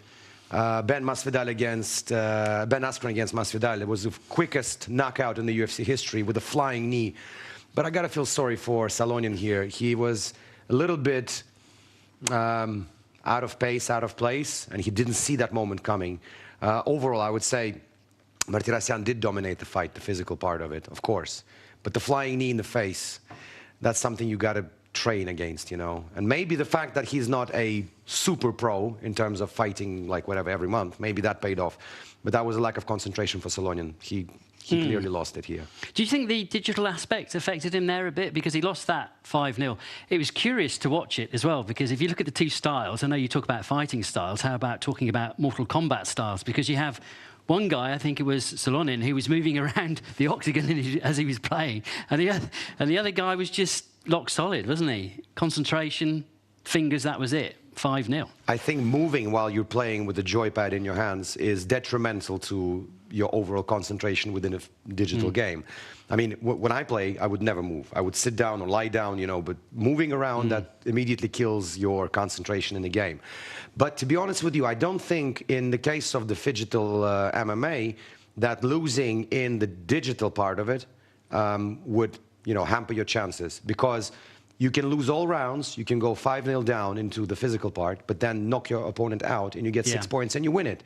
So it's the octagon where things really matter. But, you know, in this case, Nikita Salonian clearly lost it both. I could see that Martirosyan did train hard for the digital part, because you can see he's playing Scorpion. Yeah, well, look, and he's moving. He's using a lot of moves. You know, you got to know them. I mean, you can obviously open the moves list on Mortal Kombat, something they cannot do during the competition. But he knew them. Look, he did pretty much everything. He teleported. He used all the Scorpion tricks against Salonian. Only I think once Salonian managed to land a death blow on Martirosyan. But overall, one-way traffic, and Martirosyan did ever so well in this game. He did, didn't he? Gore Union, we should point out, it's a team game, this phygital fighting competition, because all the fighters are part of a team and they generate points for that team during the course of the competition. It's the team with the most points that will win this evening, and that brings me to my point that Gore Union are actually top of the charts at the moment with 30 points, so a few less, well, okay, a few people have caught up with them now. But with what you were saying in terms of the points weighting, the digital and the physical, yeah, you're right. It is absolutely weighted in favour of the the physical. Is that because they didn't want to detract too much from the MMA, because that's where the attention and the excitement is for a lot of people? Probably, and maybe that is the reason why, as to the contrary to the opinion of many, that they're using Mortal Kombat in the digital part, not the UFC game, because UFC game literally would drain you dry of energy once you get around, because it's a difficult game with difficult controls. In this case, you know, it's a bit of a different thing. It's not a tactic as in the actual octagon. It's not, you know, anything of the kind. It's more like just be quick, know the moves, know Mortal Kombat, win some points, which eventually might not even matter when you get into the octagon, because if you get beaten, all your points you won in the digital part just go away. You mentioned Gore team, which are top of the charts. One of the teams present in the charts as well is the American Smash Academy, and I believe we can have a look at the story about them. Well, it's all quiet at the moment in the Arcade Bars Arena. The female section of the fighting has just wrapped up, and what a spectacle it's been. This is where the fighters come out onto the octagon, accompanied by those famous robot dogs we saw in the opening ceremony, and they make their way here onto the octagon itself. And actually, right now, we can speak here to some of the guys from Team USA who have come all the way to Russia to the world's first phygital games. Guys, can we ask you a few questions? We saw you warming up there in the octagon. How important is it for you to warm up and get a feel of the octagon before you go and perform there and fight? Oh, massively important. Getting in there, feeling the cage, how it feels, slipperiness. I ref back at home for my Team Warrior camp on Proving Grounds, and sometimes the cage, you can feel the wood kind of bounce around a little bit in specific spots. This cage was fantastic. There's nothing wrong with it whatsoever, but it's super important to be able to know what spots might be different, you know, when you're in there. Every detail counts, right? And absolutely. We understand that you guys all have different fighting styles, is that right? Could we just hear a bit more about what exactly you guys specialize in? Is it jiu-jitsu, wrestling? What are your specializations? Yeah, so Lee Morrison, myself, I'm more of a grappler. Obviously have plenty of stand-up ability, but definitely enjoy the ground. I grew up wrestling, grappling, college wrestler, All-American, so I would say my forte would be on the ground, but wherever the fight goes, I'm ready for it. So. And we were speaking earlier to one of your colleagues who said that actually the phygital and the digital and the physical parts of this tournament, they actually complement each other quite well, and the fact that the fighters play Mortal Kombat before even prepares them, gets them the right sort of headspace for the battle. Is that something you guys would agree with? I would definitely agree with that. So initially, when we heard about this isn't as big of a thing back in America, right? So when we accepted this offer to come here, and then we were presented with the Mortal Kombat aspect of it. At first, we were like, okay, where are they going with this? But we started playing the game, started getting really good at it, and then here, being able to actually experience it and feel it and see it, there's definitely an atmosphere that is brought to this place, to this fidget fighting, digifighting, beyond that of what we've experienced before, and it's fun. It's awesome, man, so I'm loving it. I think we all are. And it's obviously, I take it, your guys' first time in Kazan in Russia. Just tell us a little bit more about your experience and your emotions. I mean, how's it all been for you coming here in this weather? Though I take it it's cold in the US as well right now. So Lee's got actually a little bit more experience coming over to Russia. I think you said it was his 7th or 8th time being over here. This is my absolute first time actually traveling outside of the US, besides going to Canada, and I can't even really necessarily count that because it's like right next door, you know. So it's been an amazing experience, and feel like I've been welcomed with open arms by all of the Russians that are over here as well. They've been so kind to me, and it's just a wonderful experience, fantastic. Well, what did your friends and family and colleagues say to you when you said, hey, I'm going to go to Russia to take part in this tournament? Were they worried? Did they say, you know, you're a little crazy, but have fun? Every single one of them was worried. Every one of them. They're like, you're crazy. Why are you doing this? And I couldn't give them a good answer, but I couldn't miss out on this opportunity. It was a no-brainer to me. I get a trip to Russia, a new experience, a memory that I can pass on to kids in the future, anybody really, and that's something that I want. That's something that's incredible for fighting, is the opportunities that it provides me. Wasn't that great to hear them talk like that, so open too? Right. I was looking at the nationalities of the fighters that are here. So, of course, Smash Academy from America. Then we had the Arabian Warriors. So we've got North Africans, fighters from the Middle East, then Russians, then Belarusians. It's a good mix, isn't it, for the first tournament, considering I think there are only 8 teams. I mean, OK, we don't know what's going to happen in the future, but if this thing grows, you can imagine it won't take too long before you see many, many different nationalities taking part. Listen, based on what we heard from Dan, the crowd reaction to this, the way it looks, the physical aspect, the digital aspect, the visual aspect of it, I think this particular discipline has probably the largest growth opportunity. I think next time we'll see not 8 teams, but 16 well, teams. they say seeing is believing, don't they? And they mentioned that their friends back at home, oh, you're crazy, man, going over to Russia, whatever. But now watch and get the reaction and see what it's all about. And I think people can understand now what it is. I mean, look, when it was first put forward, well, in 2021, this idea for a digital games, I mean, I can imagine the reaction from a lot of people going, what, computer games? All these hard men are going to be playing Mortal Kombat and then fighting each other? It will never work. But it does. It has, hasn't it, for the last couple of days? Yeah, and not only in that, in pretty much every discipline. I am curious to see, though, the disciplines which are by default only digital, like Dota, like Warface, like tanks. You know, the people playing in them, participating in them, they will have to do a physical part. That's what I'm intrigued to see, because these guys literally just sit behind the computers or with the video consoles all day. They don't really do exercises, but in order to be a successful digital athlete, you have to be good Well, at do you know what? That's a good point, because the people that were behind these games, their idea was, OK, it's going to be fun, but generally speaking, we want this harmony they're talking about. An individual who enjoys the computer, but also makes sure they get outside and do stuff. And it's that visualization that, OK, in the future there's going to be a lot more technology, of course, but please don't lose sight of getting involved, you know, doing physical activity. And this is one way of bringing those e-gamers out. But, you know, maybe we're stereotyping. No, I mean, maybe they don't. Maybe they are active. Since you're talking about physical activities, our lovely correspondent Dan Hawkins is not only interviewing the MMA athletes, he's also trying his luck at fighting with them. Let's have a look at that. Wish you luck, Dan. So we're now backstage at the Digital Games MMA contest. This building here is where the athletes warm up, where they get their gloves on, they wrap up their hands, they warm up, and then they go to the training mat here to practice their moves before going into the octagon. We're here with Ahmed Faras from the Arabic team, who's just finished his fight. The fight, unfortunately, didn't go as planned, but we're going to do much better next time. And Ahmed has agreed to show me 2 key jiu-jitsu moves that everybody has to know. Let's see how I do. What are we doing, Ahmed? Okay, if you go for the take down here, for the okay. thing, I can catch your arm here. Break your hand. Go down. And when you move, I come on top. Oh, wow. Break it. Come on. Oh, great.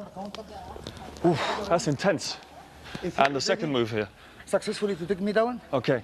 And now down. Uh-huh. I grab his hand, I go here. Okay, I change. And break from up.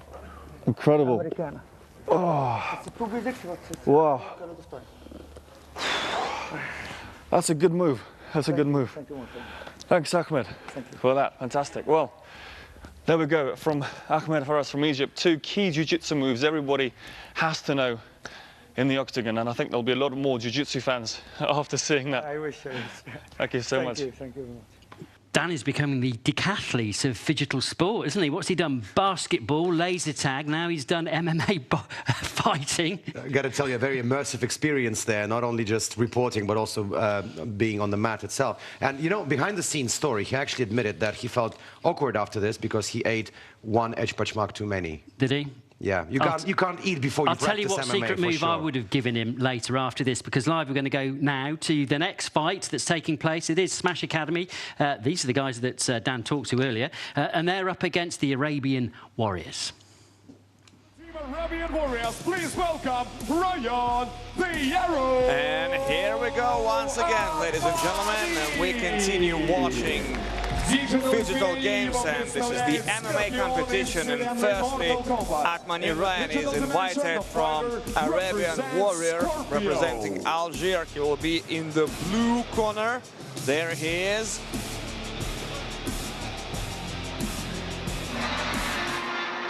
And now let's meet his opponent, a very experienced fighter from the US. Smash Academy. Into the red corner of the cage, please welcome the fighter from the team Smash Academy, Lee American Bulldog Morrison. Lee Morrison, American Bulldog representing Smash Academy.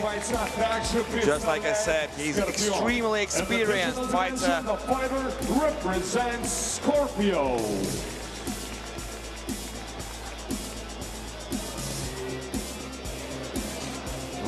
So now let's see who will be better in digital competition.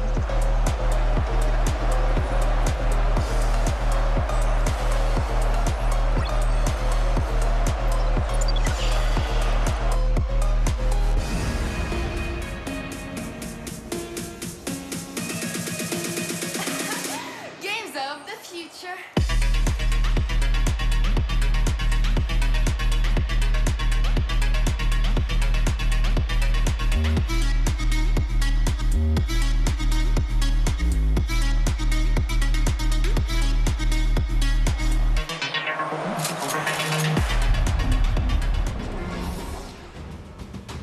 So, Scorpion versus Scorpion, and Ryan Atmani versus Lee Morrison. So now let's see who will be the more skilled fighter. And that was a quite good combination of shots. Atmani Ryan, representing Arabian Warriors, he's from Algiers actually. 31 years old, 183 centimeters tall. And as far as I understand, he used to fight in the welterweight division, 77 kilos. His professional record is 4-3, 4 wins and 3 losses. Among 4 wins, there are 3 knockouts and 1 submission victory. And as for losing, 2 losses by knockout and 1 by submission. By the way, a very important fact about him, he actually had his last fight in December, at the end of the last year, and he lost that fight due to a technical knockout, and 2 months passed, and again he's about to face a very, very strong, a very dangerous fighter as Lee Morrison. So I do really hope that he cured himself, that he recovered, and he now is ready to fight. That his health is enough to face such an opponent like Lee Morrison. And the score is 2-0 in favor of Atmani Ryan so far. But still we see that Lee Morrison is quite good. He's competitive and he showed a very good confrontation for his opponent. Maybe he will win a couple of rounds, and to get the big win in the digital competition you have to win first 5 rounds. And afterwards, this part of the game will be finished, and then the fighters will turn into the physical part of the game. And the round is lasts for 60 seconds, and only 10 seconds remaining. And the decisive shot for the Scorpion #1 for Atmani Ryan, and the score is 3-0 in favor of Algerian fighter. As for Lee Morrison, again, I'm saying that he's really experienced, not only because of his age, he's 39 years old, but the amount of fights, and of course the opposition that he had, the opponents he fought. And this is, well, worth of respect. 39 years old, he will be not so tall, at least not so tall as his opponent, 167 centimeters tall, so Atmani will have a completely 20 centimeters height advantage. Well, that can be a very important fact. And he's lighter. He used to fight in the lightweight division in 70 kilos. The nickname is American Bulldog. His professional record is 19 wins, and among them there are 6 knockouts, 7 wins by submission, and 6 wins by decision, and 9 losses, only 1 by a knockout, 3 by submission, and 4 fights he lost due to a decision. His professional debut was in 2007, so many years ago. And speaking about the tournament he took part in, he used to fight in M1 Global. That time it was one of the biggest MMA promotion in Russia. And in that promotion, that time, Fedor Yemelyanenko fought, and many others. He defeated a very experienced and dangerous fighter, Pavel Vitruk, and he lost to a nowadays UFC prospect, Movsar Yevloev, but it was due to a decision. There wasn't a knockout or a submission.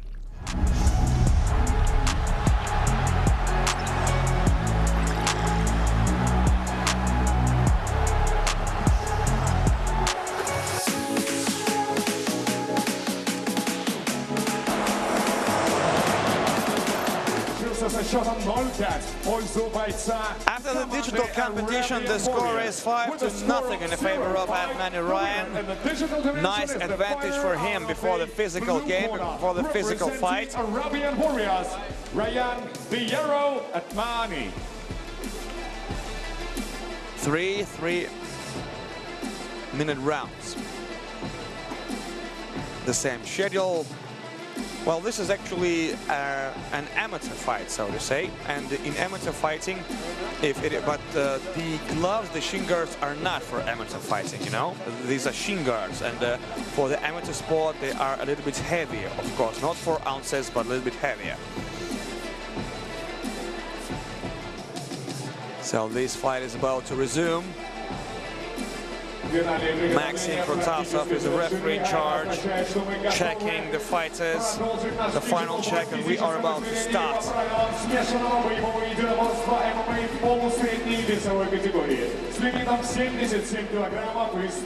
Oh, this is the welterweight division, so I think that Lee Morrison will be much lighter than his opponent. Our digital bout with a 3-minute rounds of MMA in the welterweight division. И сейчас я прошу внимания в синий угол клетки. Здесь готовый к поединку фиджитал боец из команды Arabian Warriors. Его рост 183 сантиметра, вес 76 килограммов 700 граммов. Бойцу 31 год, и он имеет в активе 6 боев, 4 победы и 2 поражения. Настоящий арабский воин из Алжира. Fighting out of the blue corner and representing the team Arabian Warriors from Algeria, Ryan the Arrow Atmani. Его соперник в красном углу клетки представляет команду Smash Academy. Ему 35 лет. Его рост 167 сантиметров, а вес 74 килограмма 900 граммов. В его профессиональной карьере 28 поединков, в 19 из которых он одержал победу, в 13 досрочно. В графе поражения значится 6. Опасный и опытный. Fighting out of the red corner, the grizzled predator from the Spokane State, Washington, representing the Smash Academy, Lee American Bulldog Morrison. Рефери физикал этапа Максим Протасов, Самара. Maxim Protasov, final instructions, and here we go.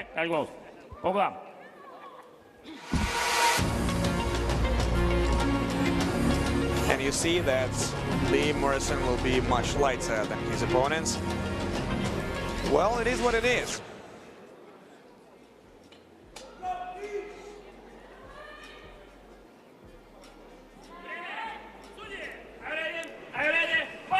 Here we go, round number one. Oh, what a jump shot from Lee Morrison, and he immediately tries to come closer to shorten the distance because he needs it badly because of the height of his opponent. And Ryan, of course, keeps the distance, wants to stay away from his opponent, and a front kick from Ryan. Oh, that was a nice double leg takedown attempt. But it will be very hard for Lee Morrison to wrestle with a heavier opponent. But still, he's in control, good grip. He takes the body, tries to control, pushing the opponent to the fence, and the knee to the head.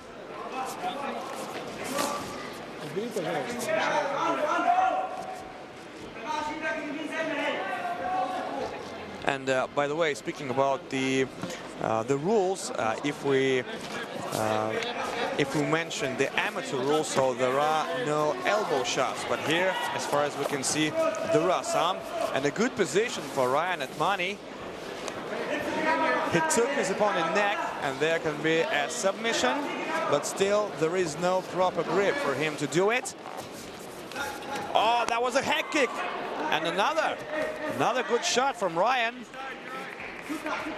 Changes the stance, working southpaw.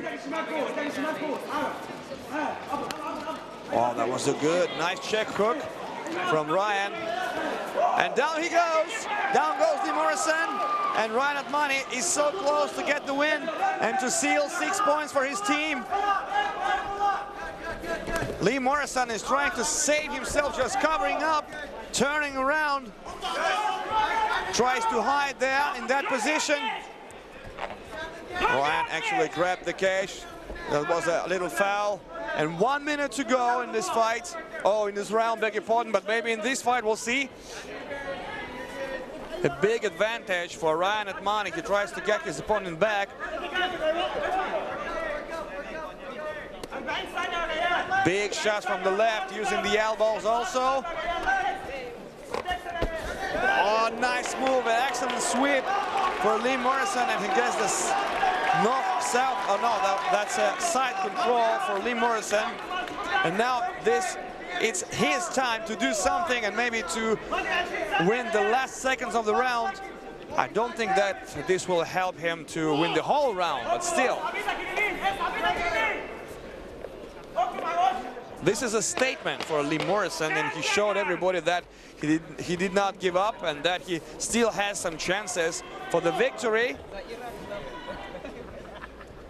And that's it for now.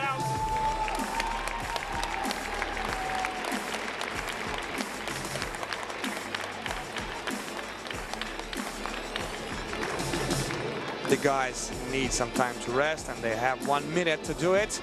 A huge advantage in the first round for Atmani Ryan.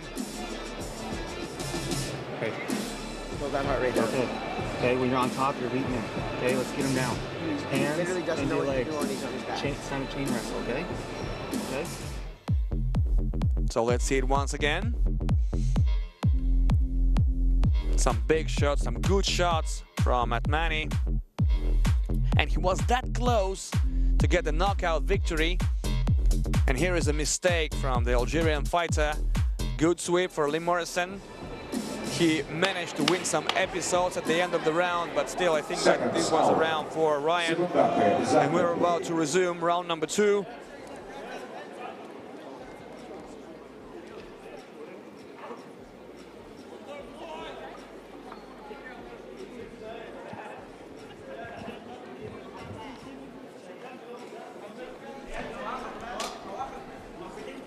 So here we go, round number 2.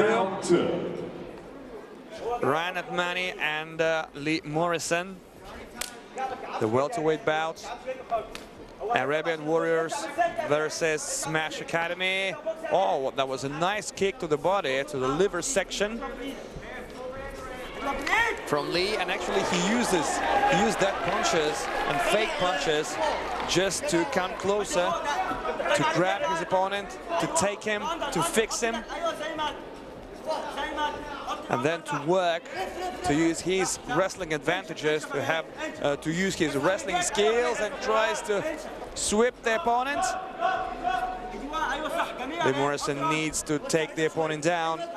Big elbow shots from Ryan. Oh, that can do. That can do. And maybe this will be a guillotine shot, for instance. No. And now Lee Morrison is on his back. He can use the up kicks, and he does it.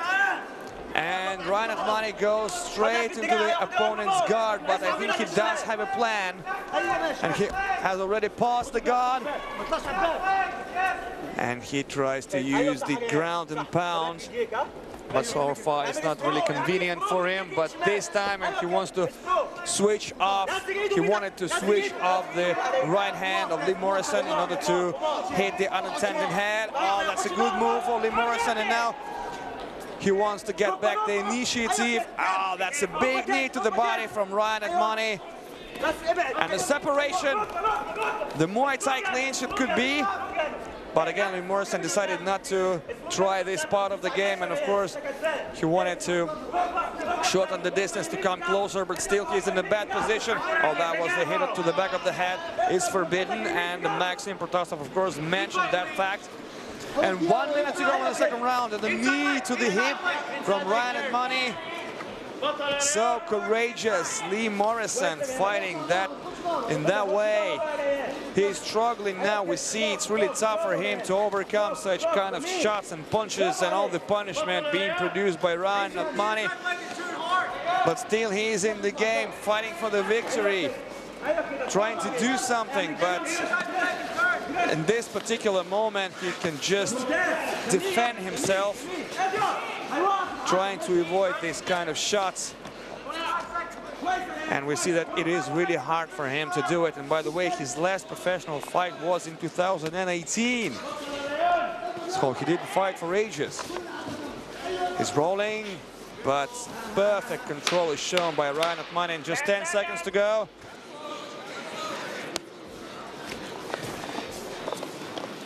And the time is about to expire.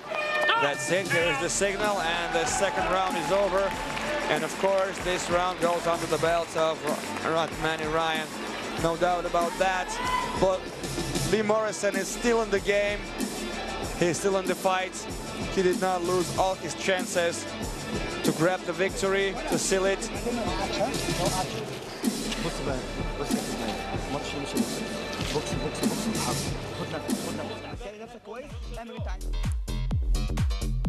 That was a simple tactics from Lee Morrison. It was obvious that he will come up closer and he will try to take the opponent down, single leg or double leg, it doesn't matter. He would have tried to grab the body. But the difference of the physical moment, of the physical aspect is really big.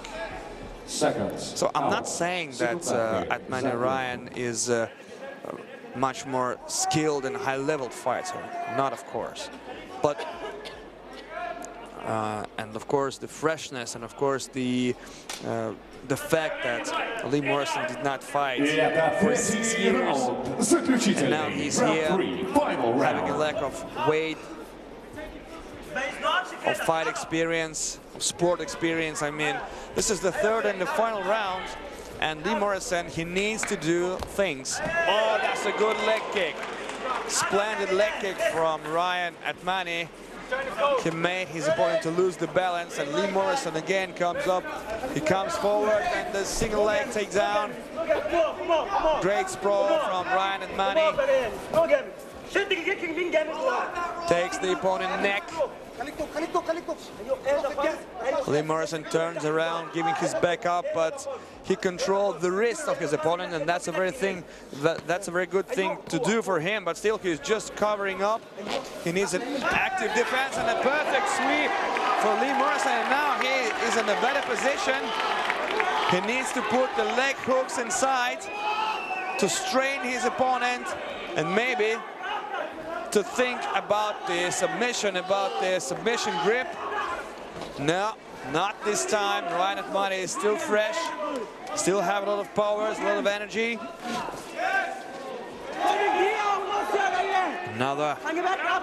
Another good position for Lee Morrison. He controls the back of his opponent. Good knee. Another one to the head, yeah. Oh, that was an illegal shot to Ryan Atmani's head because his hands actually were on the mat, and that's why Lee Morrison could not hit the opponent with his knee to the head. So in this particular moment we remember that grudge match between Peter Yan and Aljo Sterling, when Piotr Yan did practically the same thing, of course accidentally,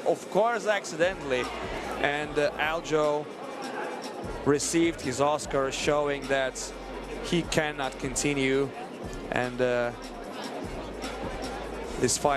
fight was over. And in the second rematch, actually Piotr Yan lost his title and gave it to Aljo Sterling. And I do really hope that Atmani Ryan will be able to continue. If not, that might be a disqualification, or the points will be counted. There are two variants that will be known. Oh, he's up. He's ready to continue. None of the variants actually worked. And 1 point down for Lee Morrison for an illegal hit.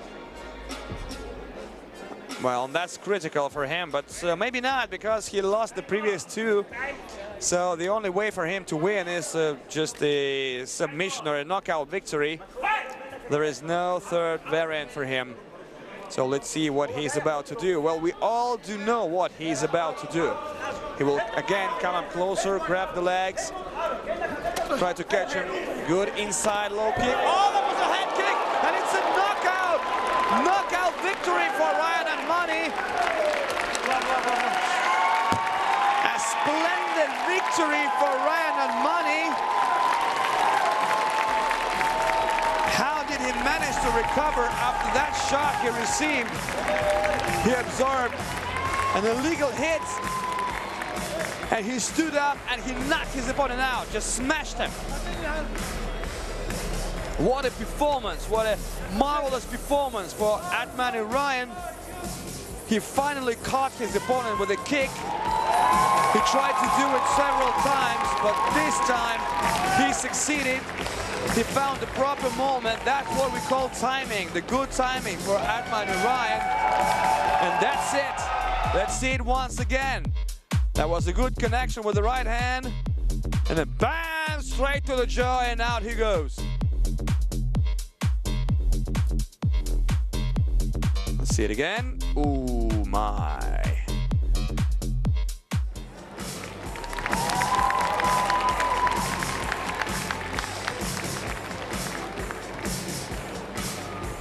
So for this victory, I remind you, Atmani Ryan will earn 6 points for his team.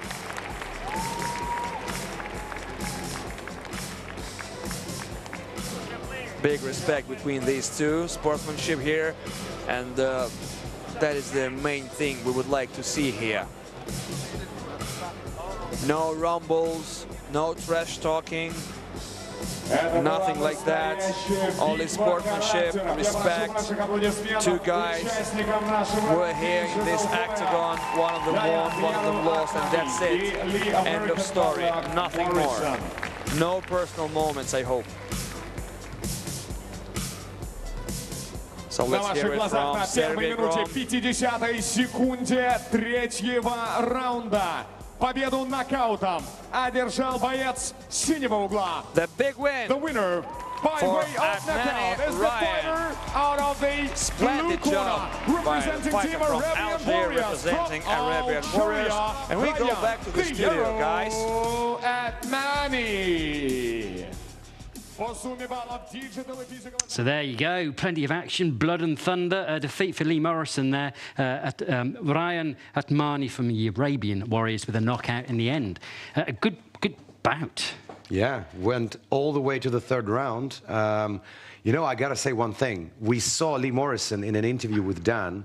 Seemed such a sweet guy, and then he comes down to the octagon. I and can't looks imagine any of them. Like a predator. Yeah, he was very aggressive in the first stages, but I gotta say he did try to overturn the fight in the third one. Maybe if it wasn't for that illegal strike he had on Ryan Atmani, maybe it could have gone differently, because I think that angered Atmani even more.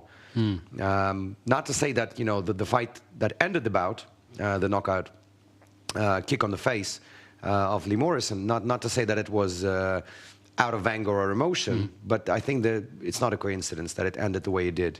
Atmani he was riled, wasn't he, by the end? You could tell. Yeah, I mean, Morrison was clearly tired. Very angry. Very angry, yeah. Morrison was clearly tired by the third round. He did try to go down a lot, and they did try to, especially in the second round, they did try to square it a lot on the ground. I kind of expected a little more open fight with kicks and punches landed. But I mean, maybe that is the style of the Gulf Warriors. Maybe it's somewhere close to what, as Dan was saying, the boys from Dagestan and Chechnya in Russia, who are famous for the grappling skills. Yeah, we heard the ref say at the end too, I mean, we've got some highlights to run, we'll go through them, but at the end the ref did say no trash talking. And you said, come on, that's part of it. Is that a difference in styles? You know, the Americans more like that than... Well, you did see Ryan Atmani when they finished the fight, he did this like gesture to the camera. Well, he was doing it too, I suppose. That's a bit of a trash talk. Okay, I mean, let's look at the digital then, because it was a convincing win, wasn't it, too? Lee, unfortunately, getting hammered in that 5-0 in the end, and then it went into the octagon, but... Maybe Mr. Morrison was too confident that he will go into the octagon and alleviate that gap, which again is clearly possible if you knock your opponent out. And even if you lost the digital part 5-0, that means nothing if you manage to win in the octagon with a straight win. That's the incident, wasn't it, when he got smacked in the head, but... yeah, that's illegal. Because he had one hand on the floor. Yeah, as Roma mentioned, that decided the bout between Petr Yan and Aljamain Sterling not so long ago. But... you know, I think this fight was very indicative as well. Morrison did take his chance. If you saw the first round, the first part of it, he really did go aggressively. So he understood that he lost the digital part, but now all he has to do is knock this guy out. But the guy was actually very well prepared. And hands down to Atmani, I was mightily impressed with how he handled this bout. One thing that's perhaps new to people, there was that power bar in the middle of the screen showing you which fighter was probably winning or losing. I found that quite useful watching this for the first time, but to you know, I would say, a veteran like yourself... No, I would say that it's actually a cool thing, because you saw all the statistics on the screen, which you don't usually see. Right. How many punches landed, how many moves executed, and you would see, especially in the second one, that Atmani was leading on all charts. So, you know, the power bar makes total sense here, and I don't think I've ever seen it in an MMA bout. No, do you think we'll see more of it? Will it catch on? Hopefully, I think it's kind of a new thing. Yeah, OK. Well, look, we've got one more fight to come. It's a bit later on. It's going to happen just after 10 o'clock, and that will see Gamers of the Future fighter, Ilyas Kamzin, and you know him. I know him, yeah. You know him? So what has he talked to you about the Digital Games? Has he mentioned it to you? It's been a while since we last spoke, but he is part of the RCC establishment in the heart of the Urals, the city of Ekaterinburg, where a big academy is present. The club he represents, usually, traditionally, is called Archangel Michael, and it's the same club where Petr Yan, where Alexei Kunchenko, former UFC fighter, very well-known fighter, welterweight division. they all represent this club. I know Hamzin is like a very humorous, funny guy, always cracks jokes, always has this nice spirit during the training. But I think I did tell you that most of these fighters from Yekaterinburg, they represent Gamers of the Future team, not the RCC team, which actually is also present there, which is quite funny. But Hamzin, I think at a certain stage, he's now 32 years old, at a certain stage he was a pretty much ready UFC material. I don't know what happened, so he didn't sign the UFC contract eventually. But even Piotr Jan, before his title bout, before he became UFC champion, he was openly vouching for his good mate, Elias Hamzin, to the UFC president, Dana White. He said, if I get a title shot, you need to sign Hamzin for UMC. Right. So it shows you the level that this guy is no joke. I mean, he is a really strong fighter. And how did you get into the UFC? Is there a qualification period? You have to have so many sort of qualifying fights, so how does it work?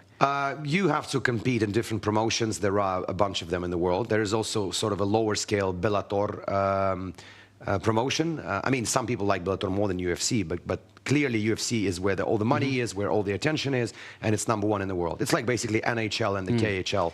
It's still ice hockey, you love it, but you know, it's still kind of a different level.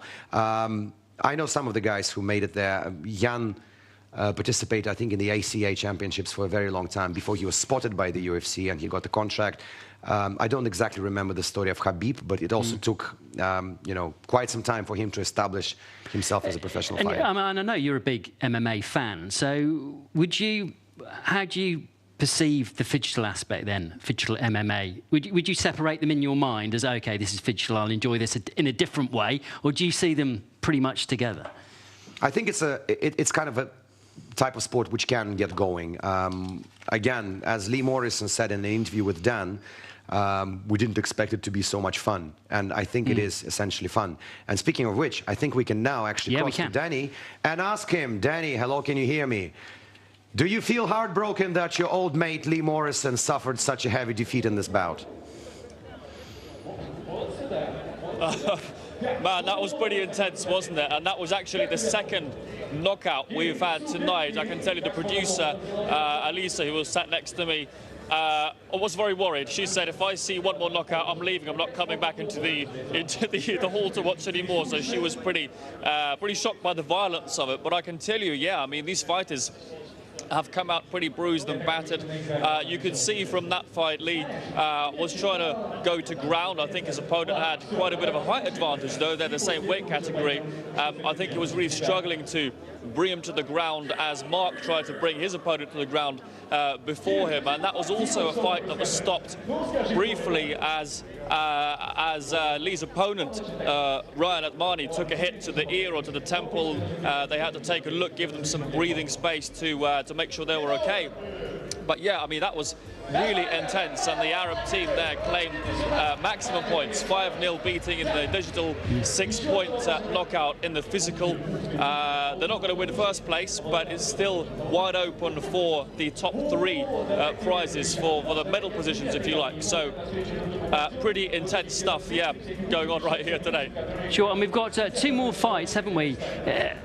In terms of spectators, have they all stayed? I mean, is this something that they turn up and expect to have a full evening's entertainment? Do people buy tickets for 4 fights, or do they buy for the whole day? Have you been able to find out how it works there? And I just struggled to hear that. Just give that another go. Yeah, sure. Just in terms of the spectators, has the arena been packed all evening, or have people just sort of filed in and out? Oh, it was packed way before the fighters were even introduced. It was packed for the celebrity Mortal Kombat. People are coming out to see Johnny Walker and Fiziev and everybody battling out in the digital arena. And it occurred to me before that probably some of these people wouldn't be here if it wasn't for the Mortal Kombat, and others wouldn't be here if it wasn't for the MMA. So there's a real mixture of audience members here, and I can tell you, looking up the audience here, obviously you can't see them, but there is such a mix here in the audience. There's so many women here, there's families, there's some rather sporty-looking big guys there from South Russia who I could probably tell are professional fighters themselves, got more of a professional interest in what's going on. But this has no doubt really opened MMA to a lot of people. Certainly it has to me. And as you might have seen earlier, I was taking to the dojo just earlier with a couple of the fighters. They were showing me some moves as well. I tried to catch them when they were out of breath and tired, so they wouldn't do me too much damage. But it was really fun, I have to say. I mean, we were just obviously messing around, but you could tell coming into contact with them, you know, on the mat physically in the dojo, you can tell how powerful, how dangerous these guys are and how much they can hurt you with one simple move. It's a really intense sport, and I think the intensity here has been seen by these people, and certainly won some new fans, I can guarantee that. Dan, a word of advice. Next time you take to the MMA training, never eat before it. It might be a calamity. But did you enjoy it? It's too late for that, Alexei, I can tell you that. I loved it. It was great. And perhaps when I'm back in Moscow, we can go to some amateur training sessions together and maybe have a bit of a meal and a beer after. Make sure we won't eat before then, because otherwise we will get thrown around quite a bit by these guys. No doubt I will be following MMA after this, and yeah, I'll take you up on your offer of maybe doing some training, Alexei, when I'm back in Moscow. Rock and roll. All right, well, I might play you at Mortal Kombat, but that's about it, I'm afraid, Dan. All right, well, we'll leave it there for now, because I've been told we've got another match that's coming up. It might be a bit earlier than we expected, but if I have heard things correctly, we have got another fighting match to come. Comes in against Sukalenka. Yeah, your friend. Let's see how they get on. This is Digital Fighting here at Games of the Future.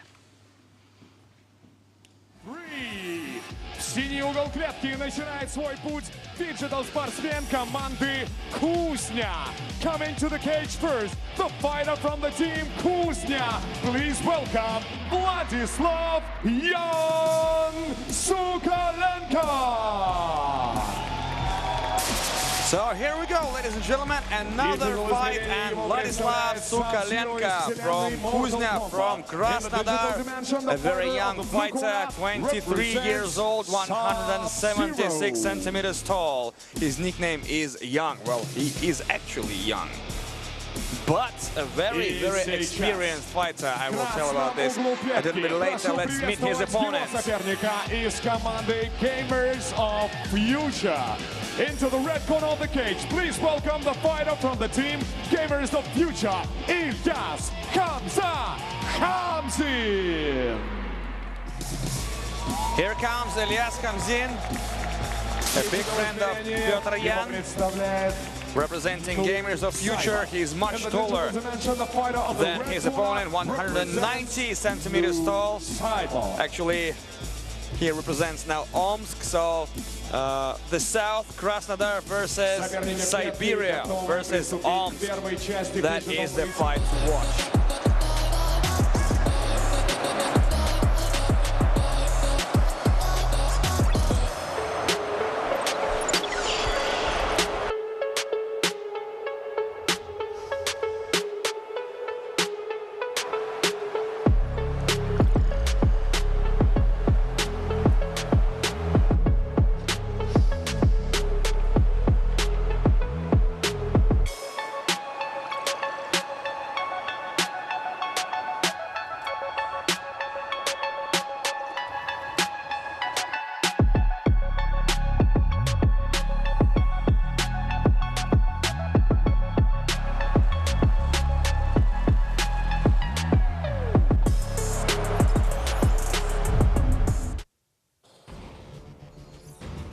So here we go, this is the digital part of the game.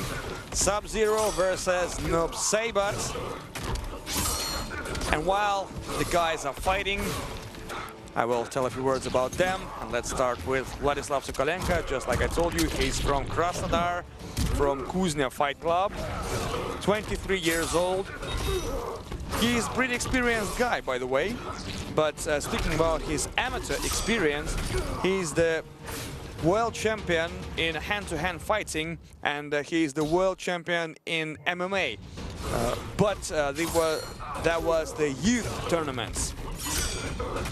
By the way, he wants to try himself in some international leagues, like maybe UFC or Bellator or something like that, maybe one championship. And he said that he has a big experience in video games, especially in Mortal Kombat, so he came to Kazan well prepared. And so far he has a huge, a comfortable lead, 2-0. And so he continues beating his opponents.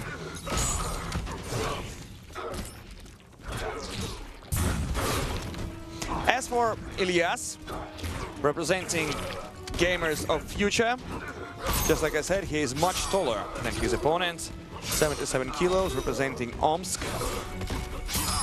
His background is kickboxing, and by the way, he is the winner of the Russian Cup in kickboxing, and he's the runner-up of the Russian Championship, and he took part in the Youth European Championship in kickboxing. And he also tried himself in the Thai boxing, but when he got acquainted with Piotr Yan, he decided to switch to MMA, and I think that he never regret about that. And he said that he learned how to submit his opponent, especially make the chokes, playing the UFC game. But this is not the UFC game, this is the MK, Mortal Kombat, and we see that so far Vladislav Sokolenko has a big advantage, leading 4-0, and he's leading himself to another big win. Well, we see that Vladislav Sokolenko makes some special moves, using the X, using this slides, so you cannot make them accidental. Yes, maybe you can, but you see how often Vladislav Sokolenko does used such kind of tricks. So that means that Vladislav Sokolenko was well prepared for that bout, and 5-0 in favor of Vladislav Sokolenko. That's how this fight ends.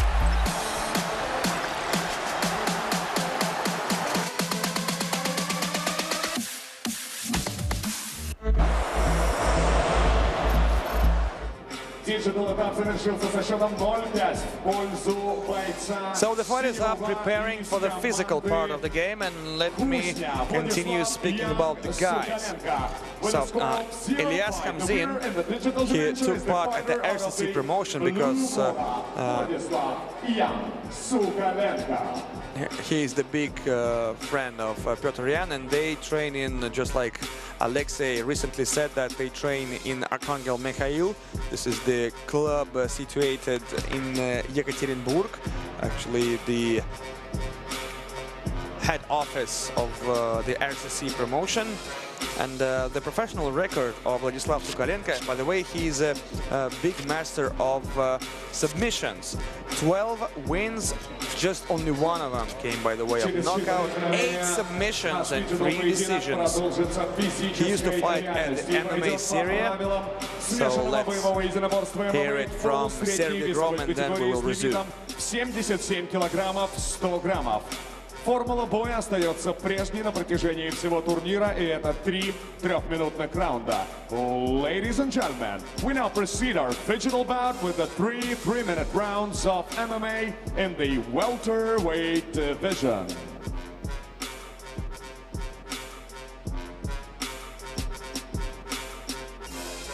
Итак, синий угол клетки. Синий угол клетки за фиджитовым бойцом из команды Кузня. Его рост 175 сантиметров, вес 76,5 килограммов. Бойцу всего 22 года, и в его активе уже 13 поединков, 12 побед, 9 из которых досрочные и 1 поражение. Его называют молодой. Fighting out of the blue corner and representing Team Kuzня, Vladislav Young Sokolenko. Его сопернику в красном углу клетки 32 года, и он представляет команду Gamers of Future. Рост бойца 192 сантиметра, вес ровно 77 килограммов. В профессиональном ММА провел 16 боев, одержал 13 побед, 9 досрочно и потерпел 3 поражения. Родом из Омска, in the red corner of the cage, representing the Gamers of Future, Ilyas Khamza. 1. Третий джентльмен в клетке Николай Шарипов, Нижний Новгород. Nikolai Sharipov is the referee in charge, and here are the final instructions, and we see a big height difference between these two. So, this is the basic confrontation between the wrestler and the striker, because Vladislav Sokolenko is very good at grappling, at submitting his opponent, and as for Ilyas Khamzin, he's a real striker, a real knockout artist. 12 wins, 8 of them by the way of knockout and 4 decisions. So let's see it. Wow, that was nice.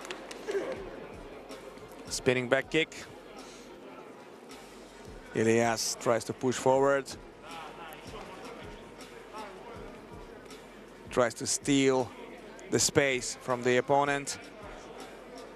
Not to let him step back. Some leg kicks from Ilyas. Good side kick from Ilyas Khamzin. Some feint moves. Ilyas is looking for a moment to shoot, to attack. Oh, another spinning back kick, but perfectly blocked by Vladislav. Nice, nice leg kick here. Well, it was a nasty leg kick, by the way, and Vladislav needs to do something about that, because he should not let Ilyas to attack like that, because if his legs, his hips will be hurt, it will be much harder for him to move and to shoot. Well, I think that Vladislav Sokolenko a little bit nervous at the very beginning of the fight. Yes, pushing. Oh, that was a nice one too, but blocked again, and left hook from Vladislav Sokolenko. Changing the stance. The body is open, by the way, and I think that Ilyas will definitely notice it. So let's see what is about to happen. And a kick to the body, and here comes Vladislav. This is his game. If they go to the ground, Ilyas Khamzin might have big problems. But before that, there is a job. There will be a big job done. Nice reverse from Vladislav Sokolenko. Now he's in control.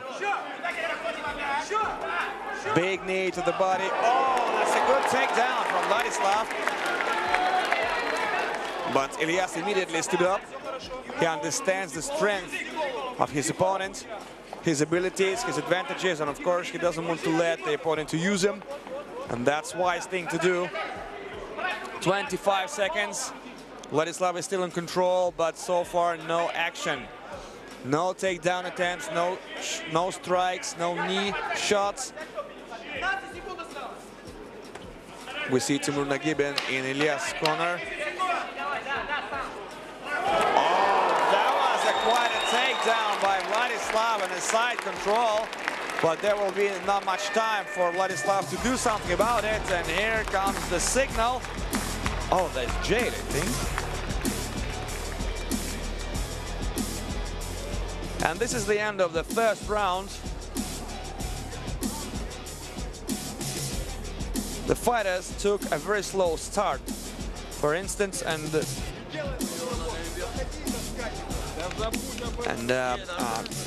Ilyas Khamzin had a slight advantage in this aspect. Well, no wonder, because he's a kickboxer, he's a Thai boxer, and we see that Vladislav Sokolenko just smashed his opponent down. Superb takedowns, one after another, and that could be very harmful, by the way. That could cause an injury.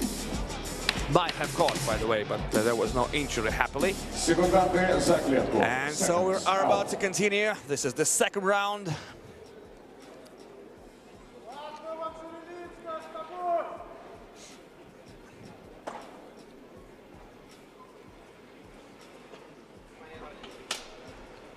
Here we go, round number 2. Round 2.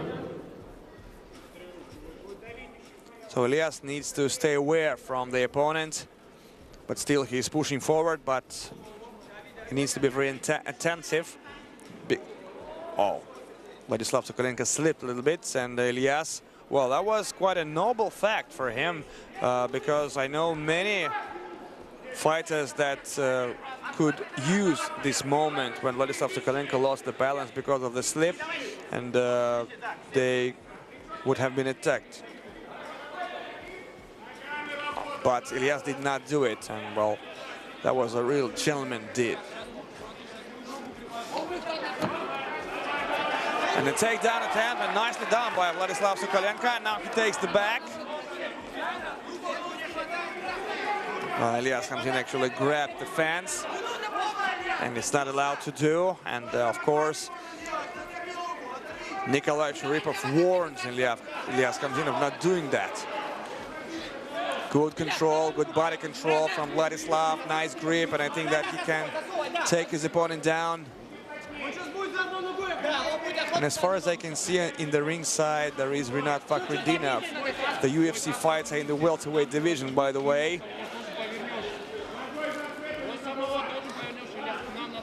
And we remember his blistering win against Kevin Lee, when he just smashed the opponent, just ruined him. So let's stick to the fight. Nice takedown defense from Elias comes in, and he understands that he should not allow the opponent. Oh, that can be a submission, maybe an ankle lock or something like that. So what Elias is intended to do, a heel hook. That is very dangerous, and it's very harmful and painful. Submission, by the way, can cause a big injury of the knee. And that's it! That's it, it's all over! Vladislav Sokolenko has done it! And it might be a little injury for... Oh, is that Johnny Cage? Oh, yes, it is.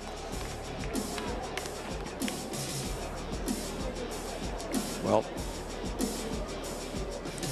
Johnny Cage that doesn't eat much. A superb win over a very solid, a very dangerous striker.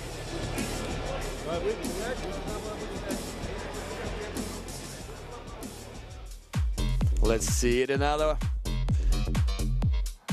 This is the decisive moment.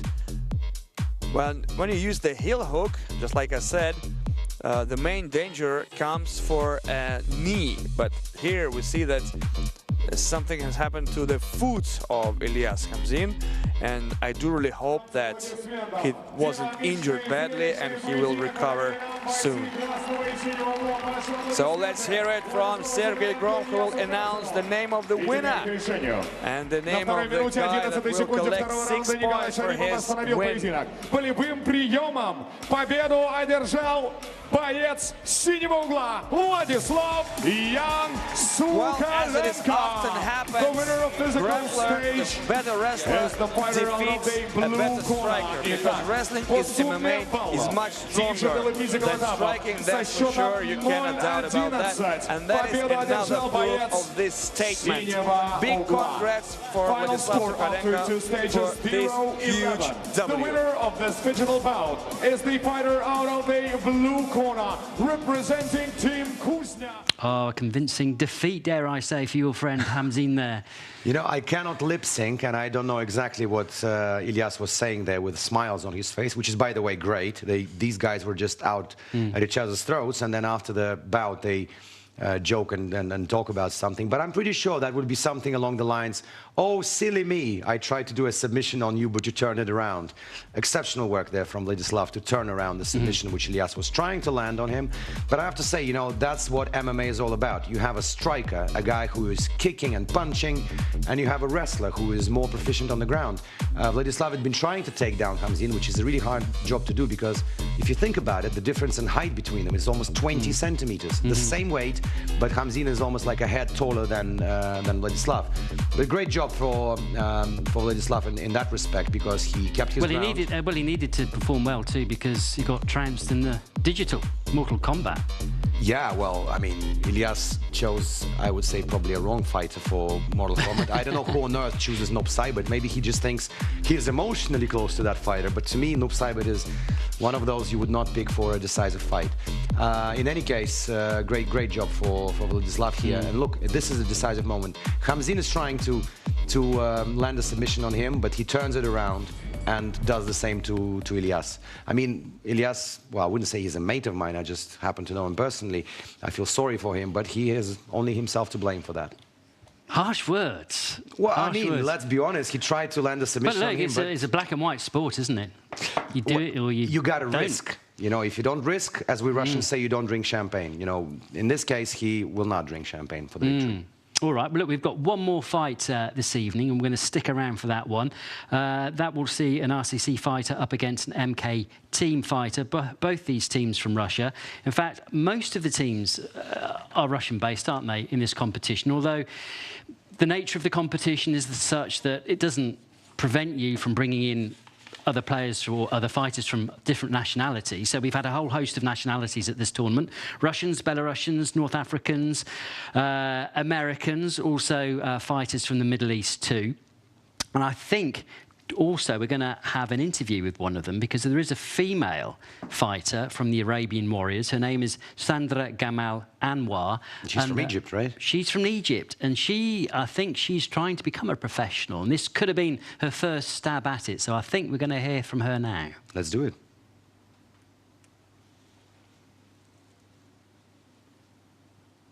All right, we'll pause.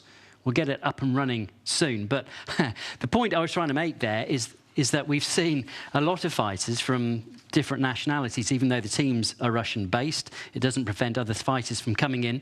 And we can now watch that package. With Sandra, here's what she told us a few moments ago. Quite a tough fight there, your first one of the tournament. How are you feeling, and what's your tactics going to be for the next fight? That was my first professional fight. I'm an amateur. That's my first experience with the professional part of the MMA. It's a huge experience for me. The event is really huge. The digital part was weird for me because I was not a gamer. I started practicing for the competition, and I feel so excited, even I did not win. Is it your first time in Kazan in Russia as well? Yeah. And what are your impressions of the city, of the country, of the people, and most of all of this tournament? Is it what you expected it to be?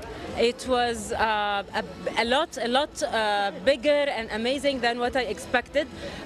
Since the first moment we were in the airport, we felt VIP. We have not been in lines. Everything was very well organized, and the city is amazing. I was afraid from the snow because it's my first time to be in a country with snow, but it's amazing weather. Everything is really, really good.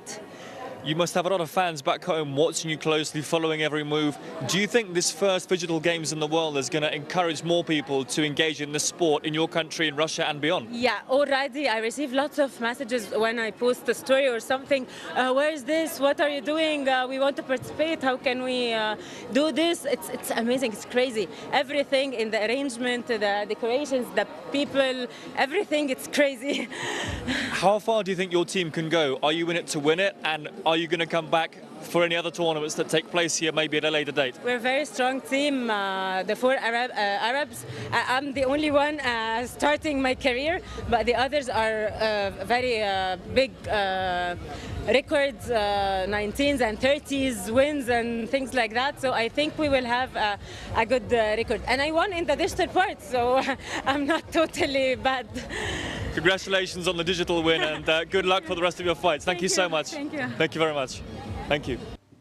Now, it's something she'll be telling her children and grandchildren moving forward. Not only she had the first professional fight in the ring in Kazan during the Games of the Future, she also saw snow for the first time. First time. Amazing. Lucky girl, when you've seen it for 6 months solid. Yeah, it wears off after a while, doesn't it? But we're coming out of the winter eventually in Russia. But it was nice, wasn't it? Really nice to see. A lot of thing that struck me is that we do these sort of on-the-spot interviews. I know Dan sort of works in the arena and he goes up to fighters and asks if they can have a word. They've always seemed to have been very positive, very open, even giving Dan a lesson, you know, and how to do it. It's been very open. If you compare that to other sports, at the high end of other sports, there's not that. There are big media barriers, aren't there? And PR people in between. Whereas here, it's very open. You can get really to know the individual as well. See, that's the whole point. We were talking earlier about sort of stereotyping, right? The idea is, the stereotype rather, that you see an MMA fighter or a professional boxer, and they go out into the ring or an octagon and, you know, smash each other to bits, and they're aggressive, and you would almost think they hate their opponent personally, but after the fight they hug and they I don't know, joke and they smile, and it's all about the respect to your opponent, no matter how hard the fight was. All the trash talk happening in the big-time MMA, in the usual one. I mean, there's not really much trash talk present in the Games of the Future MMA part. It's also more of a part of a show. I mean, I spoke to many professional MMA athletes, including the champions, and I asked them, like, what do you think about the trash talk? Like, well, we're not really taking it seriously. So all the bad blood that happened back in the days between Conor McGregor and Khabib was all part of the spectacle, and we understand that. But, you know, the important thing is, well, what you mentioned, is that all of these fighters, or most of them, they are the sweetest and the kindest people out of the ring. I'm not shocked. I mean, Petr Yan, he has a great sense of humor. He jokes around. He's such a great guy. I mean, Ilyas Khamzin is the same thing, who, unfortunately, who lost his fight now. And pretty much all the fighters I know personally, they are like that. They may be killing machines inside the octagon or having that, you know, that image, but outside of it, they are great human beings and very well. Okay, well, we can demonstrate this point a bit further too, because we've been doing our best to catch up with the fighters and sort of see them in a different scenario.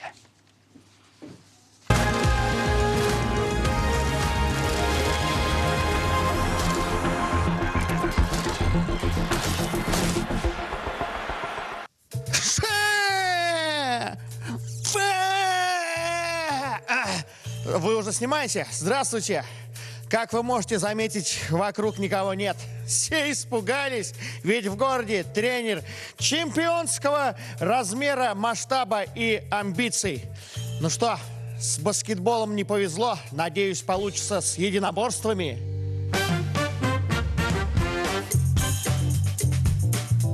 Здравствуйте, как вас зовут? Мария. Мария, нет, вас зовут теперь Победа, запомните. Как вас зовут? Мария. Ну, понятно, это спортсмены. За мной. Покажи мне, что ты умеешь. Бой с тенью умеешь? Здоровяк, далеко не уходи. Потом мы с тобой. Сначала ты меня, потом я тебя пробиваю. Ты уверен? Если бы я не был уверен, я бы был застрахован. Давай. Нет, ты давай серьезно бей. Ну-ка. Не почувствовал. Я сейчас, мне надо, я сейчас психанул.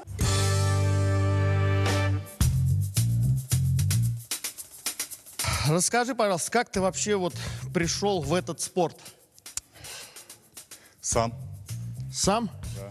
Вот теперь посмотрите, вот это чемпионское тело, а это тело человека, который только... Ну, давай, вызов принят. Ну-ка, покажи. Давай. Он думает, что он перебьет вот этот пресс. Вот, человек состоятельный, а тут надо бы поесть что-нибудь. Да. Смотри, значит, завтра тренировка в 5 утра, ты приходишь, я нет.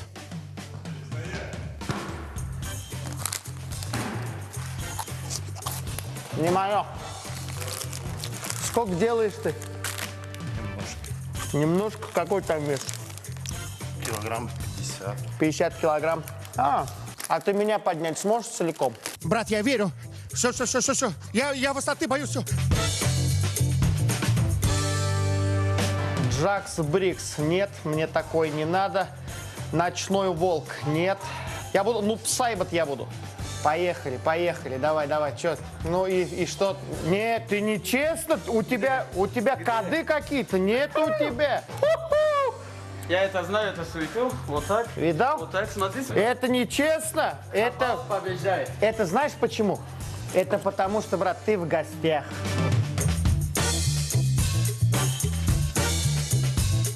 Stop. Hello, my friend. What is your name? Faris, Ahmed Faris. Roy Jones. Okay, nice to meet you. You and me. Wrestling. Жесткий, very hard wrestling. If I win, you give me your hair. Okay? Okay. If I lose, чего не может быть, I give you to you my mustache. Come on. Come on. Up, up. Я побеждаю.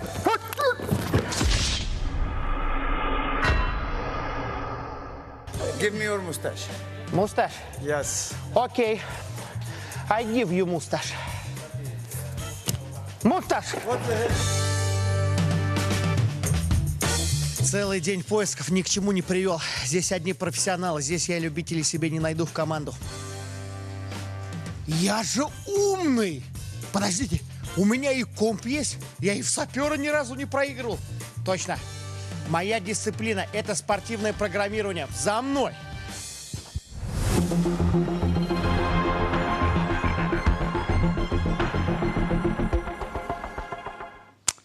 Yeah, by Eldarius, I can tell that there comes a moment in every man's life that you realize that brains and brawn are two different things. You're not talking about him.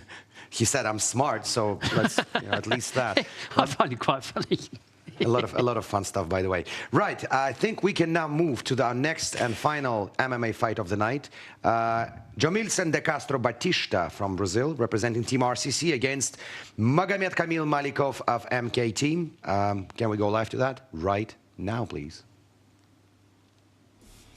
Beautifully pronounced. В красном углу клетки прошу приветствовать его соперника из команды RCC. Into the red corner of the cage, please welcome the fighter from the team RCC. Vamos dar as boas-vindas ao Milson Barão Castro. And here we go, this is the final fight of the night, and here comes Jomilson de Castro Batista from Brazil, representing RCC team. And his opponent in the blue corner is Magomed Kamil Malikov from MK team.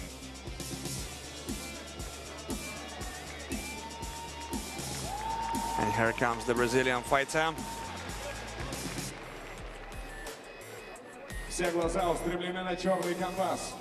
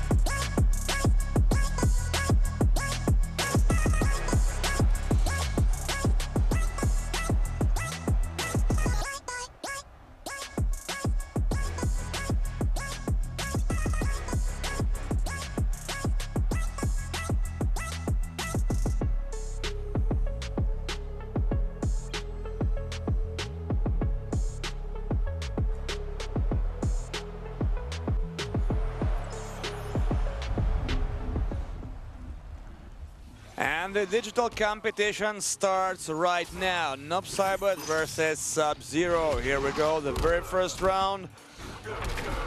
And so, let me say a few words about the guys, about the fighters. Let's start with Magomed Kamil Malikov. He is from Russia, representing MK team. 29 years old, 177 centimeters tall. He's a very experienced fighter, has 10 victories, 5 by knockout, 4 submissions, and 1 by decision. So he doesn't like to stay till the final whistle or till the final gong in the fight. By the way, he has 1 loss, and this 1 loss was due to a submission. And his professional debut came in 2013. He used to fight at such famous and big promotions like M1 Global and Fight Nights. But another interesting and, as for me, important detail that his last fight was about 2 years ago. So he didn't fight for a while. And Magomed Kamil Malikov, actually, he had his opportunity to fight in the UFC, but he got injured and he broke his leg And before that, he had another big pause that lasted actually for 3 years, and afterwards he decided to come back. And from 2019 and until 2022, and then he decided to come back to the business, and actually none of the promotion wanted to have him. None of the promotion in Russia wanted to give him a contract except Fight Nights, and he won his bout there. As for De Castro, he's 29 years old, 180 centimeters tall, representing Brazil. Well, unfortunately, I don't know much about him, but as for Brazilian fighters, well, we all do know that practically all of them are good grapplers and jiu-jitsu practitioners. And not long ago, actually, I discovered for myself that there are some Brazilians that actually are better in striking. Well, there were some good fighters like Edson Barboza, like Jose Aldo, who were real beasts in striking. But the biggest amount of Brazilian fighters, of course, they tend to they like to go on the ground and to submit their opponents. So that's obvious, and we all know that. And the strongest grapplers among the Americans and the Russians, by the way, are Brazilians, of course.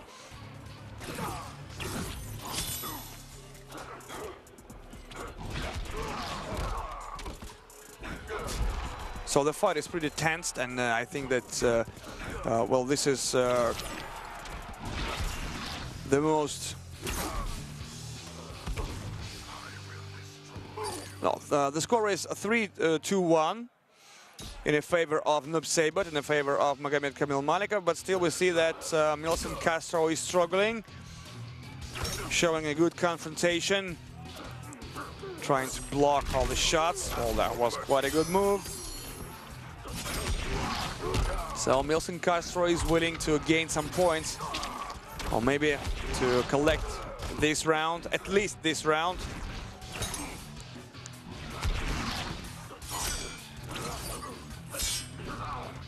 So let me remind you the schedule.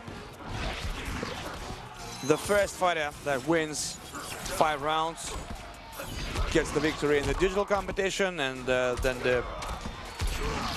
the fighters go out to the physical competition, and the score remains 4-1. Magomed Kamilov is 1 round to the win. Good uppercut.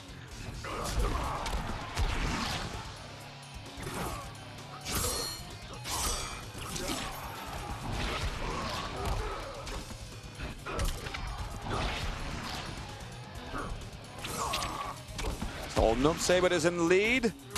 Several more shots to go. Oh, that was quite a move by Sub-Zero. But that wasn't enough to get the victory in 1 round. And so here we go. Magomed Kamil is the winner. He's not going to take a final shot or maybe to produce a fatality, just to get the win. 4-1. And now we stick to the physical competition.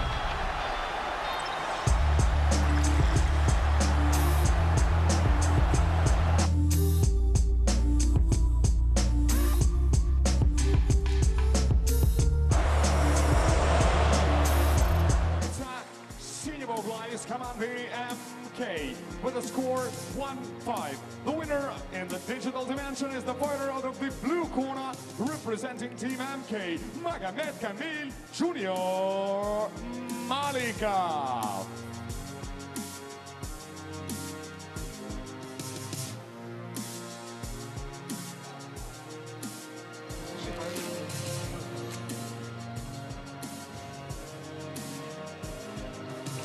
The fighters are preparing for the bout, putting on the shin guards, having the blue and white reps, according to the corner they represent.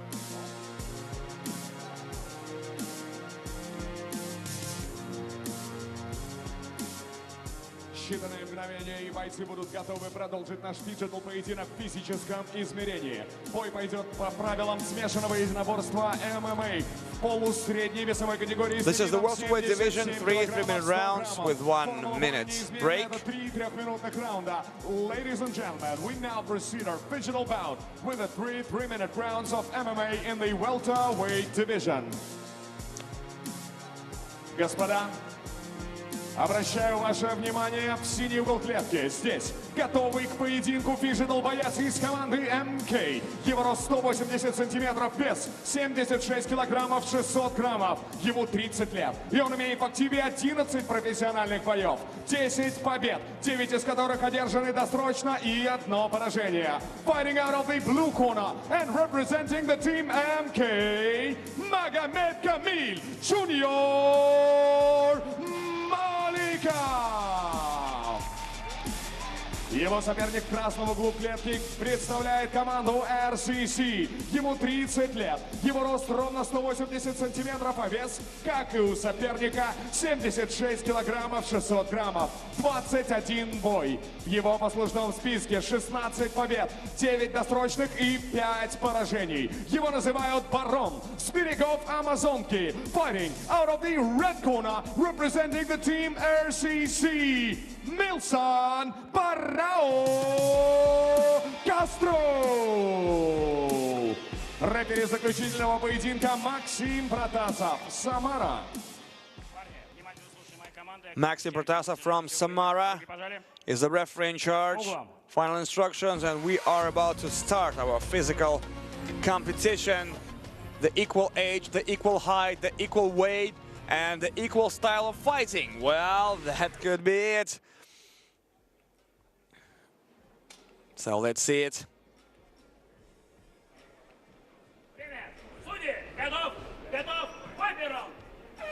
Let's get it on. Round 1. Both fighters are strikers.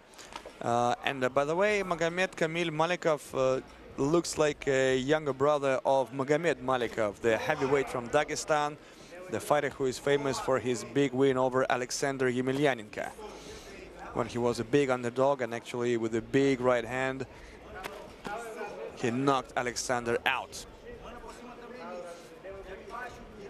Well, it seems to me that Milson is a little bit taller. Good overhand from Castro, and he comes up forward, and a big knee to the body. Magomed with a single leg takedown attempt. Good defense from Castro. Nicely done. Superb takedown from Malikov.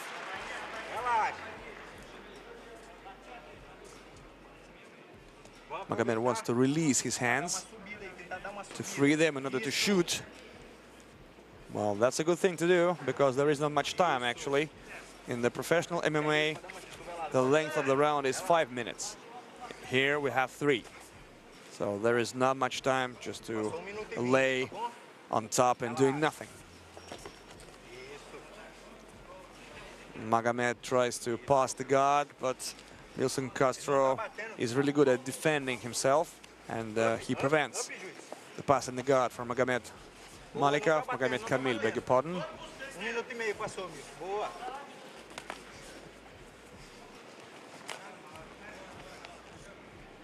So far there are not many strikes from both sides, and I remind you that the person who is on his back, if he strikes, these shots are also counted. There could be proper up kicks from Milson Castro. That was a leg kick, and the Brazilian fighter immediately stands up. But still, Magomed Kamil is in control, pushing his opponent towards the fence. But of course, he needs more shooting. He needs more strikes, more combinations. And was a throwdown attempt from Milson Castro, and now they separate. 30 seconds to go in the first round. Well, it seems to me that Milson Castro is a little bit taller, despite of the statistics, but it doesn't matter. Just a fact. The body shots. And a body kick. Another attempt, kicking in the midsection. Oh, nicely done. And a spinning back kick to the body, and that's it for now. This is the end of the first round. Well, that might be Sindel, I guess.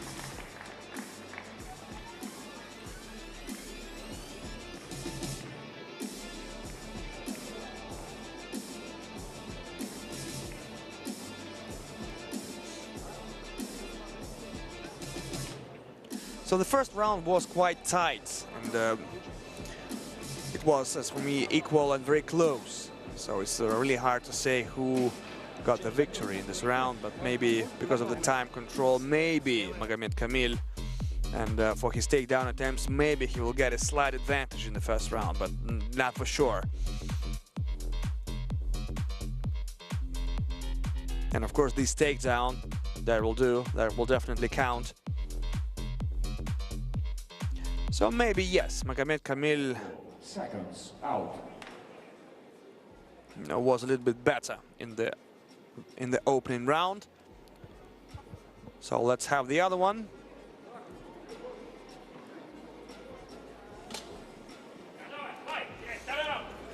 Here we go. Round 2.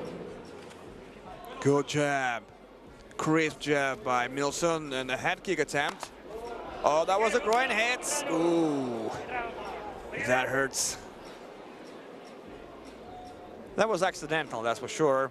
And as for me, there is no doubt that Nilsson wanted to produce an inside low kick with a leading leg. But Magomed Kamil moved a little bit, and so it was a groin hit. Well, sometimes it happens that after such kind of shots, sportsmen cannot proceed. Maybe you remember the fight with the Sergei Kharitonov's fight, when he got, well, practically the same shot in the Bellator tournament, and he actually was not able to continue, and he quitted the fight, and there was a no contest. And in the rematch, he actually overwhelmed his opponent. But the most awful thing I ever saw was the fight, the kickboxing fight, well, the same moment. I hope that this fight will not end like this, but just to tell you a story while Magomed Kamil is having a rest and trying to recover. The most awful thing I've ever seen in my 17-year career, the fights between Giorgio Petrosyan and Shahid Al-Hajj. The Italian Armenian versus Moroccan, and that was I wish I could have forgotten it, but I can't.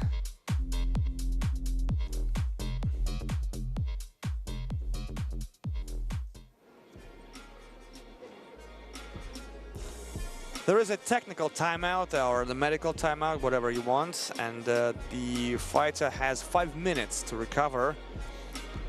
If he's not able to continue, if he cannot, well, this is the second round, so I think, and well, it can be declared a what? A draw? No. No contest? Of course not, because the points are needed to be earned for any of the team. So, but I still do really hope that Magomed Kamil Malikov will be able to continue. He will stand up and resume fighting. But as far as I can see, it's really hard for him to do it. And the medical people are here, and the team is here. And unfortunately, it seems to me that this fight can be over. Well, the Brazilian team thinks that he's simulating the injury. Sometimes it is so, it happens so. When the fighter doesn't want to proceed the fight, he shows that, oh, I'm dying. And just like Aljo Sterling did, actually, the whole world thinks that Aljo Sterling showed himself off and went through this fight with an Oscar. Well, I'm not saying that the same case is for Magomed Kamil Malikov. Of course not. It was really a bad hit, a strong hit. Accidental, I'm more than sure, accidental, and it's over. Magomed Kamil is leaving the cage, so it's over. So what the decision it will be? A disqualification, no contest, or what? Or they will count the points to the moment of the stoppage of the fight. So let's hear it.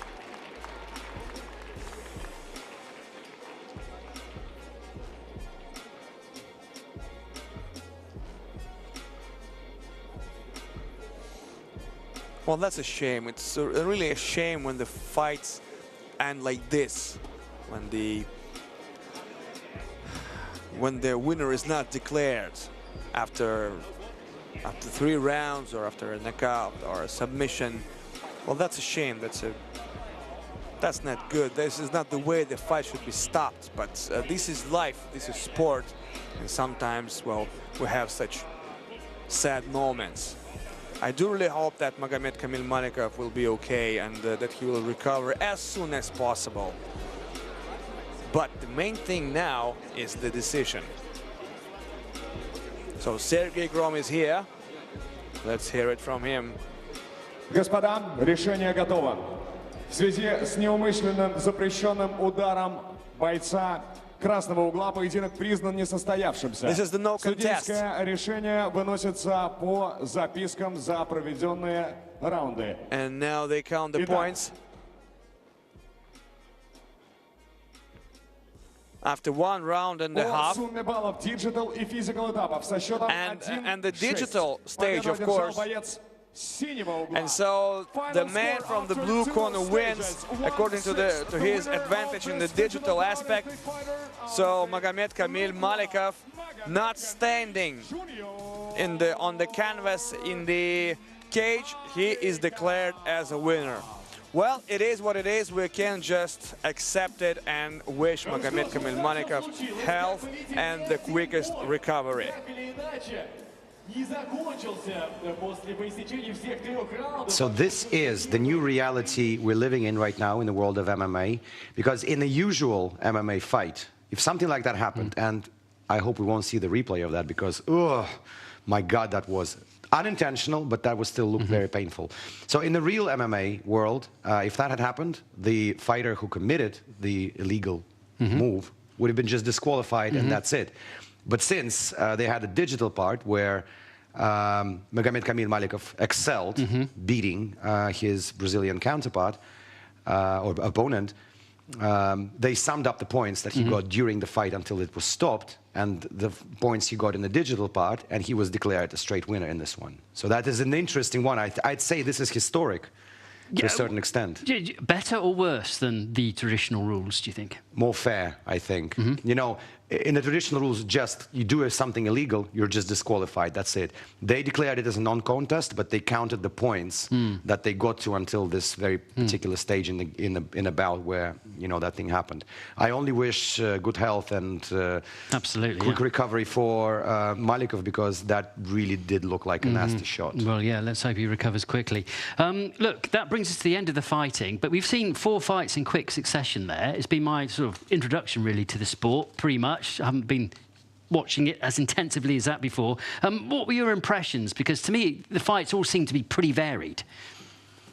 All very different fights. We had the example of aggressive grappling. We had the example of a good striker coming up against a good grappler, and eventually suffering for the attempt to subdue or submit the grappler. So, yeah, very indicative of the physical part of the MMA, but also, as we've seen in the last fight, we see that digital part is also quite important. Played its part, didn't it? Absolutely. Yeah. I mean, he got the points there, which I thought, and I said from the onset, is hardly relevant. If you knock your opponent out, you can lose the digital part and then just completely overturn it by winning. But in this case, we see how digital points are important as well. Yeah, so absolutely. I love these fights. Again, I wish they lasted longer in terms of the days, but we apparently will know the champion tonight. but it's been fun. To this moment, I think it's the one which gave me the biggest pleasure. Yeah, do you think the team element was successful here? Because all the fights, we were watching the individual fights, but maybe they could work the team element a bit better because there was no leaderboard, was there? Maybe that's something we could have and see the points tot up and people move up and down the leaderboard. That might be it kind of lost the intrigue, yeah, because if we saw the leaderboard and knew the actual intrigue within a particular bout... Yeah, exactly. It would give more emphasis, wouldn't it, to a particular bout. But all that said, I mean, it's been great. It's been really well produced. And now we have a fresh MMA fan, apparently, who's never really worked at the MMA events before, as to his own admission, Daniel Hawkins. Danny, can you hear us? Yes, hi guys. I'm just trying to work out what the scores could be, what the positions could be, as you asked. Yeah, I'm here, guys. All right. Sorry, Dan, I was just going to quickly jump in. We were mentioning there with Alexei that there's no leaderboard as such, is there? There's no rolling leaderboard, which makes trying to work out the team winner tonight slightly more difficult. But is anything any clearer to you right now? Well, according to my maths, which isn't the best of my strengths, I have to say, Gore team were very much in the lead. They were pretty much going to take first place. Of course, this isn't a zero-sum game. Everybody's a winner because there's 8 slots of prize money. But everybody, of course, is after that top prize of $100,000. Gore team, it looks like, will be likely taking that home.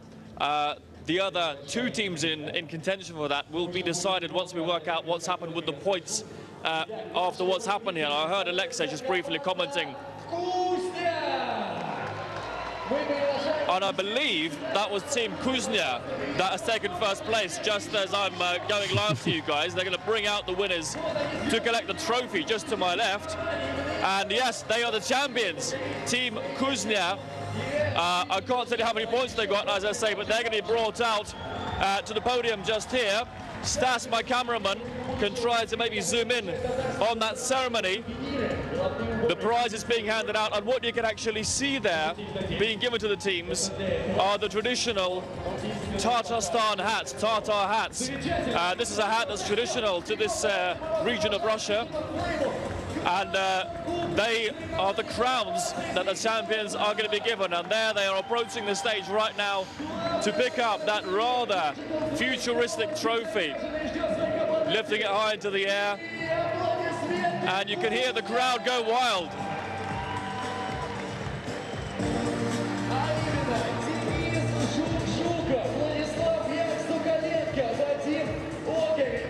Yeah, we just witnessed the fight of one of the Kuznia fighters. It was a great fight, by the way. So apparently deserved winners right there, right, Dan? That's...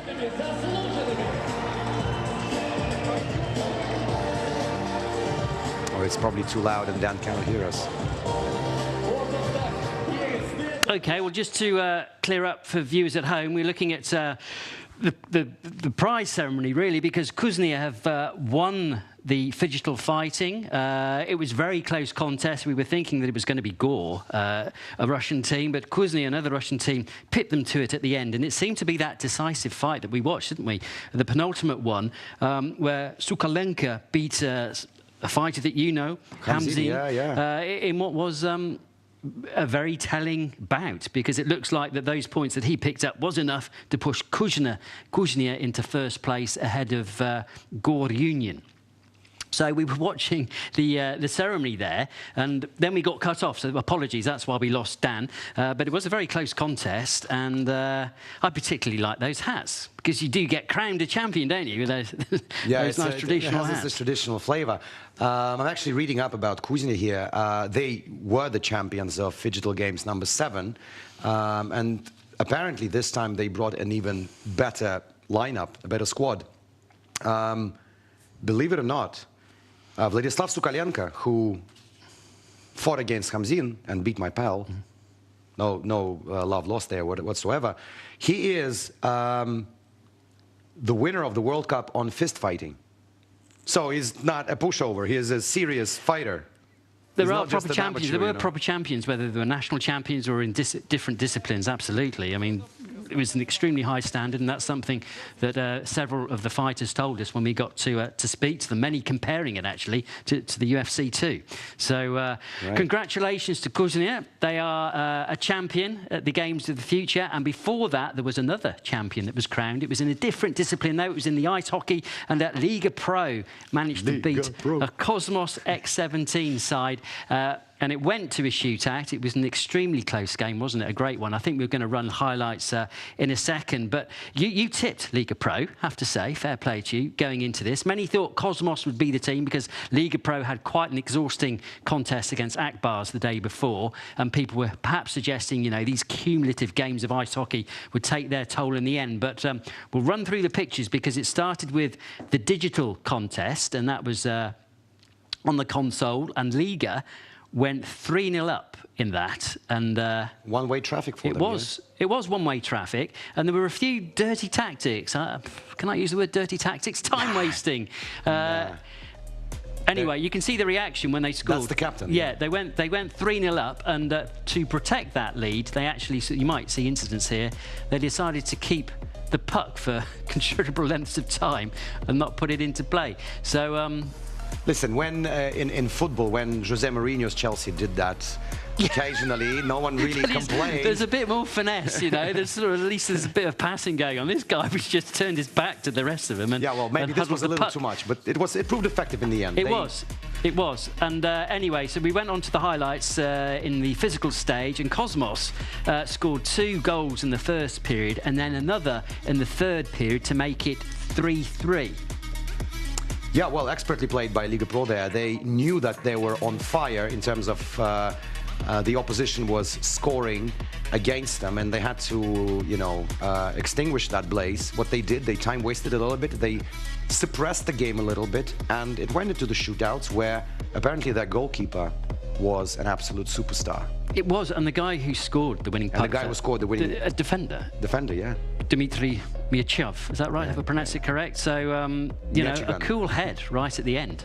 And fair play, and congratulations to them too. I'm trying to think now what's coming up. It's been so exhausting, hasn't it, all day?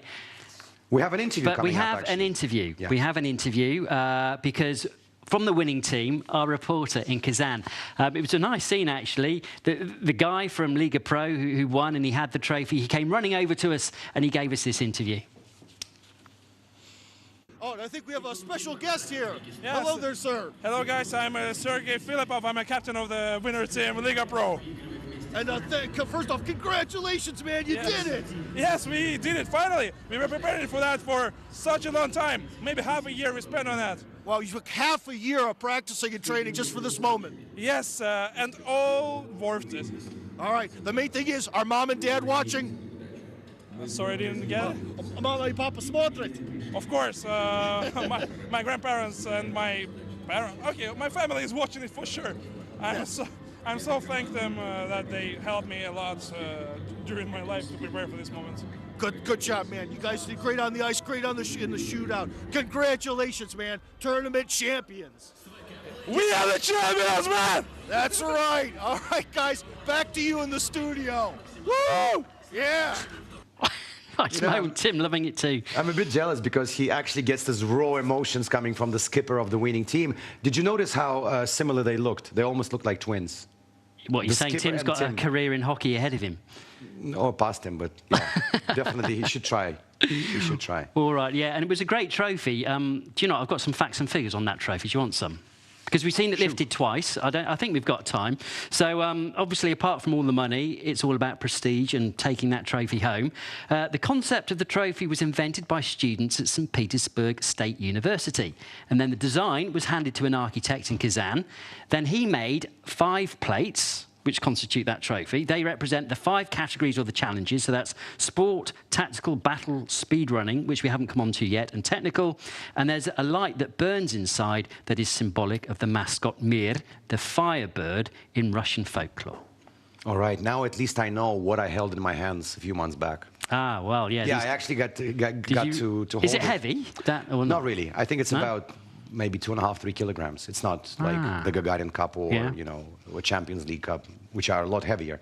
Yeah, but at the end of the day, you know, it's something you want to have on your shelf, because looking forward, maybe in 10, 15 years, or maybe even less than that, this thing is going to be so massive that you and me, Andy, will be saying, we did the first one, and these guys people will be laughing at this. Oh, did you see the first one when these guys were talking about stuff like they knew nothing, and suddenly it's like a world sport.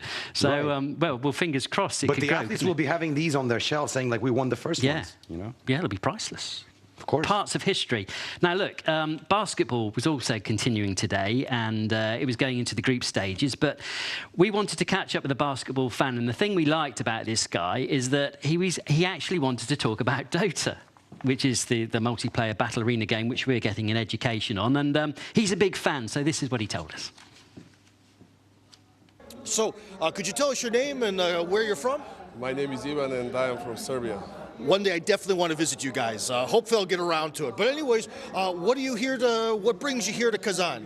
Yeah, I'm here with the basketball team, Partizan esports. I'm the general manager of esports of Partizan, and we came here to play the tournament. Okay, and so I heard from some people whispered in my ear that you're really a big fan of Dota, so you understand more what's happening here. So what's the thing? What's cool about Dota? Yeah, I'm the huge fan of Dota, and I played more Dota than 2K and PES and FIFA. Wow. And yeah, I really like and I follow Dota since I think 10 years ago, and I follow every tournament, and I'm really happy that I can come here and to look here the Dota on the professional level, and yeah, I really like it. So when you're watching like these guys play, can you really see a difference? Like you can really tell, wow, these guys know what they're doing, or is it just a bunch of flashing on the screen? Yeah, from my side, I'm not a professional player, but every game when you look the professional teams, you can learn something, and definitely when you see these games, you know that this is another kind of level of pro gaming, and yeah, you can see some good things. And one question, have you ever been to Russia before? Is this your first time in Russia, your first time in Kazan? What are your impressions of the city and the country? No, this is my third time in Kazan. I was before 2 times the same on the Digital Games. First time I was with the team on the FIFA and the football. Last time I was the same with the Partizan esports. We played the final, and now third time. I really like Kazan, I really like people here, and especially Russia. We are from Serbia. Like, I look that we are like same people, and I really feel here comfortable, and I really like it. Well, that's great. Well, I wish your team, the Partisans, good luck in the tournament, and hopefully you guys will bring home the gold. Thank you very much. Thank you. Okay, so there you go. People love all types of disciplines here, including basketball players loving Dota. And here's a Dota-loving person sat in the studio once more. Ilya, our resident e-gamer, bringing us up to date with Dota, which had a real climax today because it was the semi-finals, wasn't it? Talk us through it. It was semi-finals. Actually, it was a great day for some great Dota.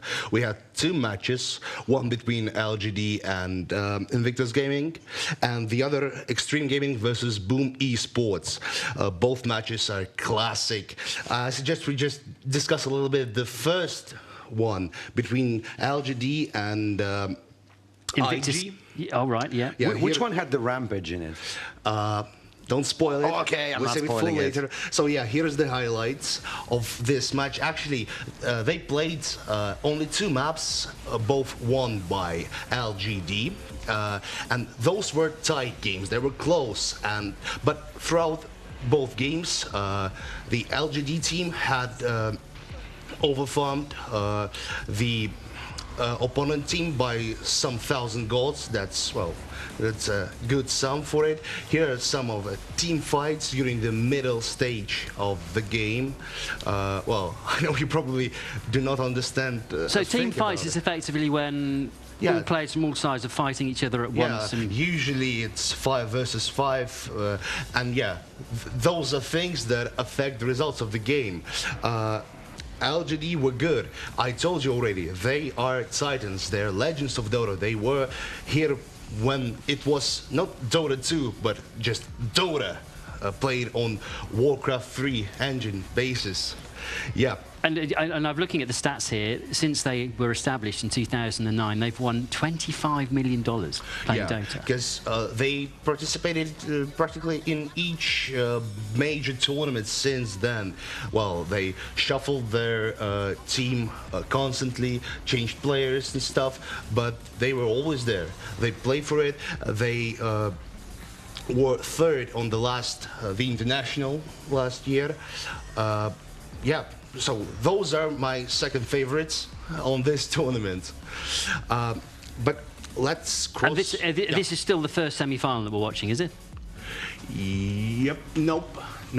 Okay. Yeah. So let's go to the second semi-final. So Extreme Gaming against Boom Esports. Yeah. Extreme versus Boom Esports. Boom Esports is a Southeastern Asian team, but consists of Peruvian players.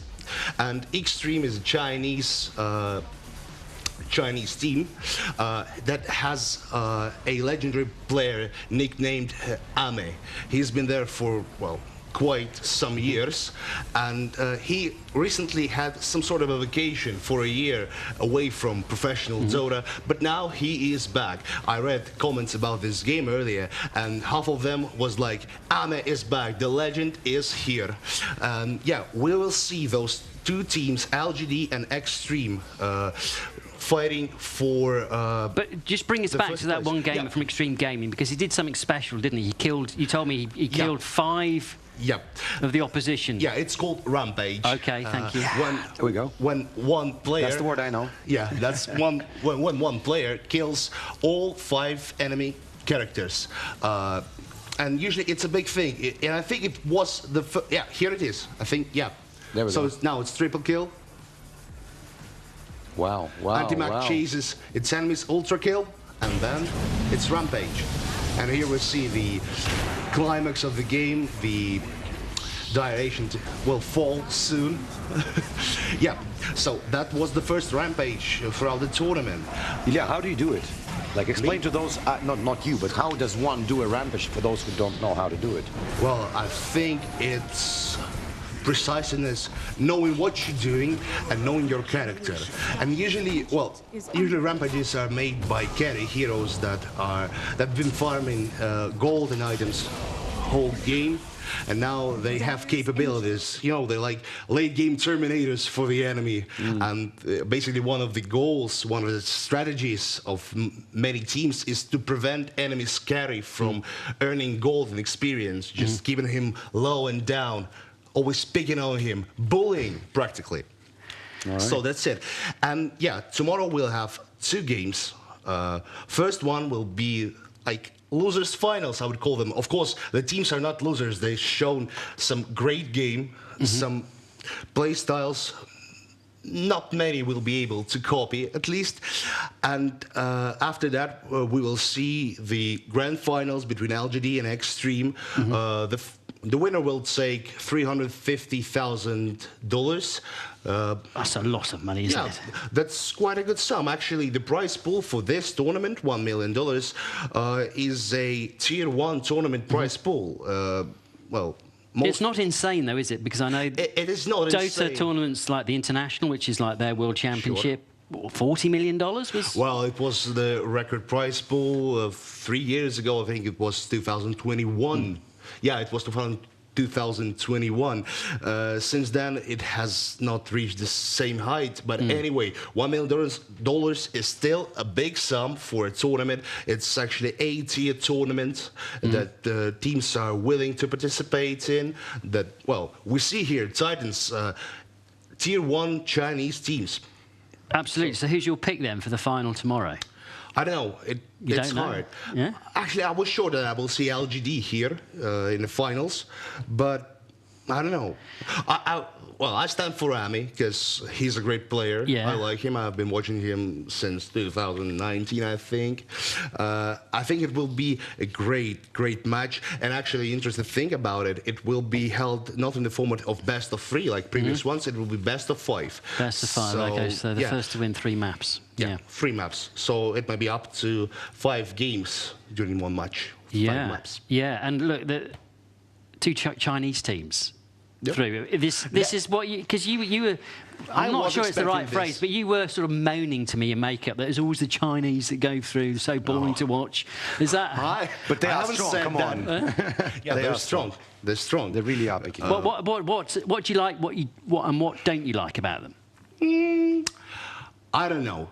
Probably I like how they played all those beautiful strategies. It's all played so well.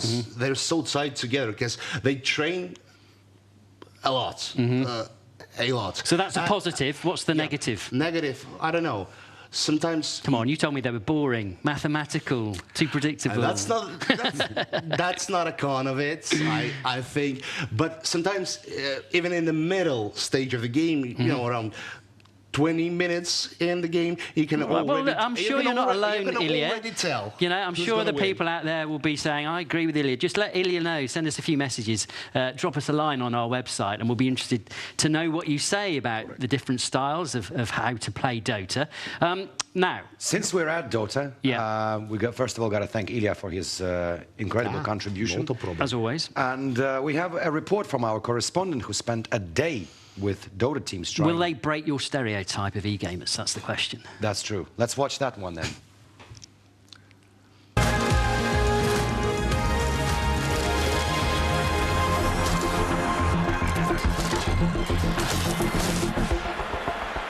Банька, парилка. Очевидно, мы читаем книги, это очевидно. Я на 2 минуты АФК, скажите, что я лагаю. Ладно, какой у тебя рейтинг? В Доте 2? Ну не в книгах же. Вот на 25-й тоже поднимаемся, и только лимонады. Какой ты неинтересный.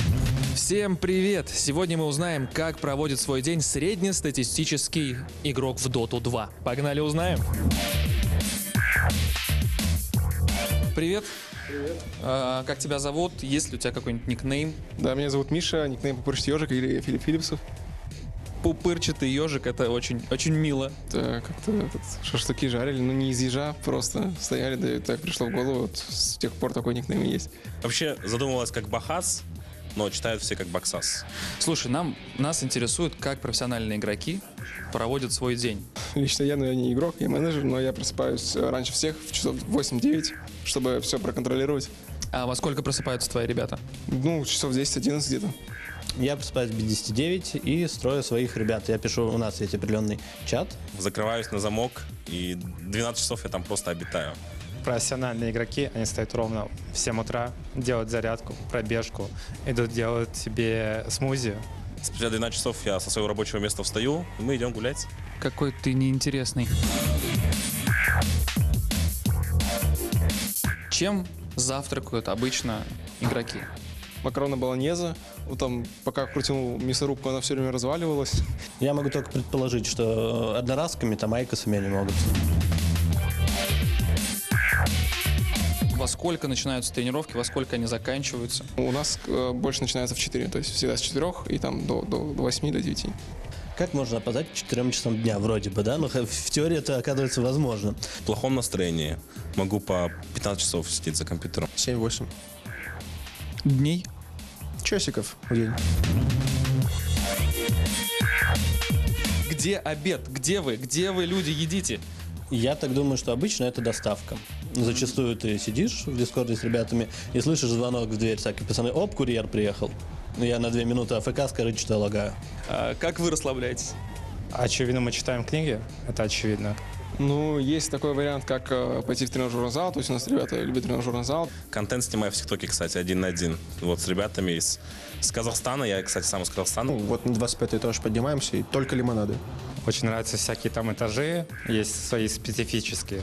Давай, хватит. Это ваш 13-й этаж, вот это вот ваши пробежки вечные на 24-й. Я вообще-то про 12-й этаж, где тренажерный зал. А, там тренажерный зал. Я нет. Я то библиотека. Библиотека? Но надо будет посетить. Скорее всего, там начитают. Начитают? О, отлично. Это то, что надо.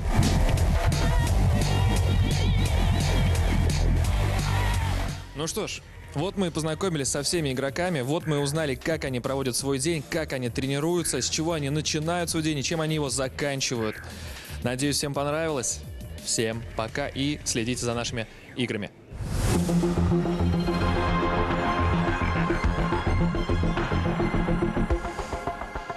There There we are, stereotype broken. They were always asking for the gym. Where is it? That's what they're asking for. Of course, because you got to be great at everything. You have. Actually, I mean, we're only pulling legs here because we obviously know that they have to be in great condition for what they do and the concentration that's required, and they obviously do go down the gym, eat well, and train hard. Now, another event that's taken place, all part of the e-gaming scene, is World of Tanks. It was the quarterfinals today. 2 took place, and here is Siva to tell us about it. What happened? Well, today we had exactly 2 games between Team Solnce and Team Rise. I wouldn't say that I'm surprised. Well, the scales turned in favor of Team Solnce, obviously, as for me, because Team Rise, they've got some good players, they've got some good tactics. So no offense, man, but Team Solnce is still at tier 1, like at one of the top teams that we have today. But another interesting game, which is more fascinating, I would say, is a game between Synergy Oil Gas, between Who Cares. And this is what we're looking at now. Exactly, yeah. That's basically the beginning of the game. And you could see that they are kind of even-Steven teams, because they were playing neck by neck, and but still there were some mistakes made on both teams, because it is interesting, as Synergy Oil Gas, they performed, they did great actually in the group stage. They even faced the once again one of the top teams, Team Enemy. They lost that game for sure, 1-5, but they were putting on a good show actually, and they were playing on the same level. And in this case, in this game between Synergy Oil Gas and Who Cares, you would love to see, and you would wait to see Synergy Oil Gas performing on another level, on a high level, while at the same time Who Cares, they did not do as good, I would say. They were losing quite a lot. And was there a particular turning point in this match? I can't say the only one particular point that turned the whole match, but I would say that some mistakes were made on the part of Synergy Oil Gas, and some mistakes were made on the side of Who Cares. I can't say that there were some personal mistakes, because at one point of the game, one team player just go out in the opening, dies, basically gives the kill to another team, and in another round we see the same, almost the same scenario, but with the other team. So some personal mistakes, I would say, my humble opinion, were made, but still Synergy Oil Gas lost, and that is it is actually bizarre, because most of the people anticipated to see Synergy Oil Gas to perform well, better, exactly. But Who Cares put on a good show as well. I would say, with a bit of luck, Who Cares won that game. But it is for today. For tomorrow, we have semi-finals kicking in, and we also have some prominent names. I can't say that I'm surprised to see them on semi-finals, and I'm eager to see. Okay, let's run through the semi-finals. So you got Solnce against Energy, and you got Beyond against Who Cares. Yeah, Solnce against Enemies. Is the game that I'm really like to see. I really love to see them. Who's going to win it? That's a tough one, but I think I'm going to give my bet to Enemy, because they are more experienced. Well, first of all, they haven't lost any of the games in the group stage, first of all. Second of all, once again, they put on a good show, actually. Their coordination between team players, the tactics, the strategies that they've been implementing. Some even say that there's a term that you could describe one's tactics or one's way to play. It's that they know the game, they can read the game, and that is one of the teams that are capable of reading the game, actually. All right, so Energy's your first pick, and then for the second semi-final, Beyond against Who Cares, who'd you go for? Yeah, Beyond versus Who Cares. Well, I'd like to see that game, don't get me wrong, as well, but I think this one would go to Beyond. We'll see tomorrow, that's for sure, but I would anticipate to see Team Enemy and Team Beyond to be fighting in grand finale. Grand finale, and who would win it? Who'd be the champion? We're going too far. Maybe save that one for another day. Yeah. I think well, that's a tough one because Team Enemy and Team Beyond, they've got a good composition of players. Once again, really good tactics, really good strategies. They've put in a lot of work in that training. They trained a lot, and plus, do not forget that we've got some 500 grand as a prize money for the teams, and the first team is going to take 175,000, and that's massive. That's huge, isn't it? Well, okay, divided by 7, but basically like the fortune. One team could take the $175,000. If I'm not mistaken, one of the players of one of the teams said that it is about, of course it's going to be distributed between the team players, like the coach, team players, the manager, but at the same time, one person could leave like freely, let's say, without thinking too much, I guess for a year or two. I'm not exactly sure if that's exact wording that he used, but still, it is, I would say, the biggest, the enormous match in tournament, actually, in World of Tanks history. Yeah, okay. Wow. So biggest money up for grabs for, what do you call people who play World of Tanks? Tankers? Is there a phrase? I think, yeah, you could call tankers. I'll coin it, tankers. There we are. Okay, well, look, we've got the semi-final to look forward to. Thank you, Siva, for that. That brings you all up to date, and it brings us to the end of today's coverage. It's been really good, hasn't it, Alexei? Really we've had good. champions crowned in the hockey. Well done to Liga Pro. We've had a champion crowned in the mixed martial arts. Well done to Kuznia. Congratulations to them. We've got a Dota final to look forward to tomorrow, and of course we've got the digital football. I'm not going to get mixed up. And we've got robots to come tomorrow as well. We're all looking forward to it. Hope you can join us. Bye for now. Have a good night. Night.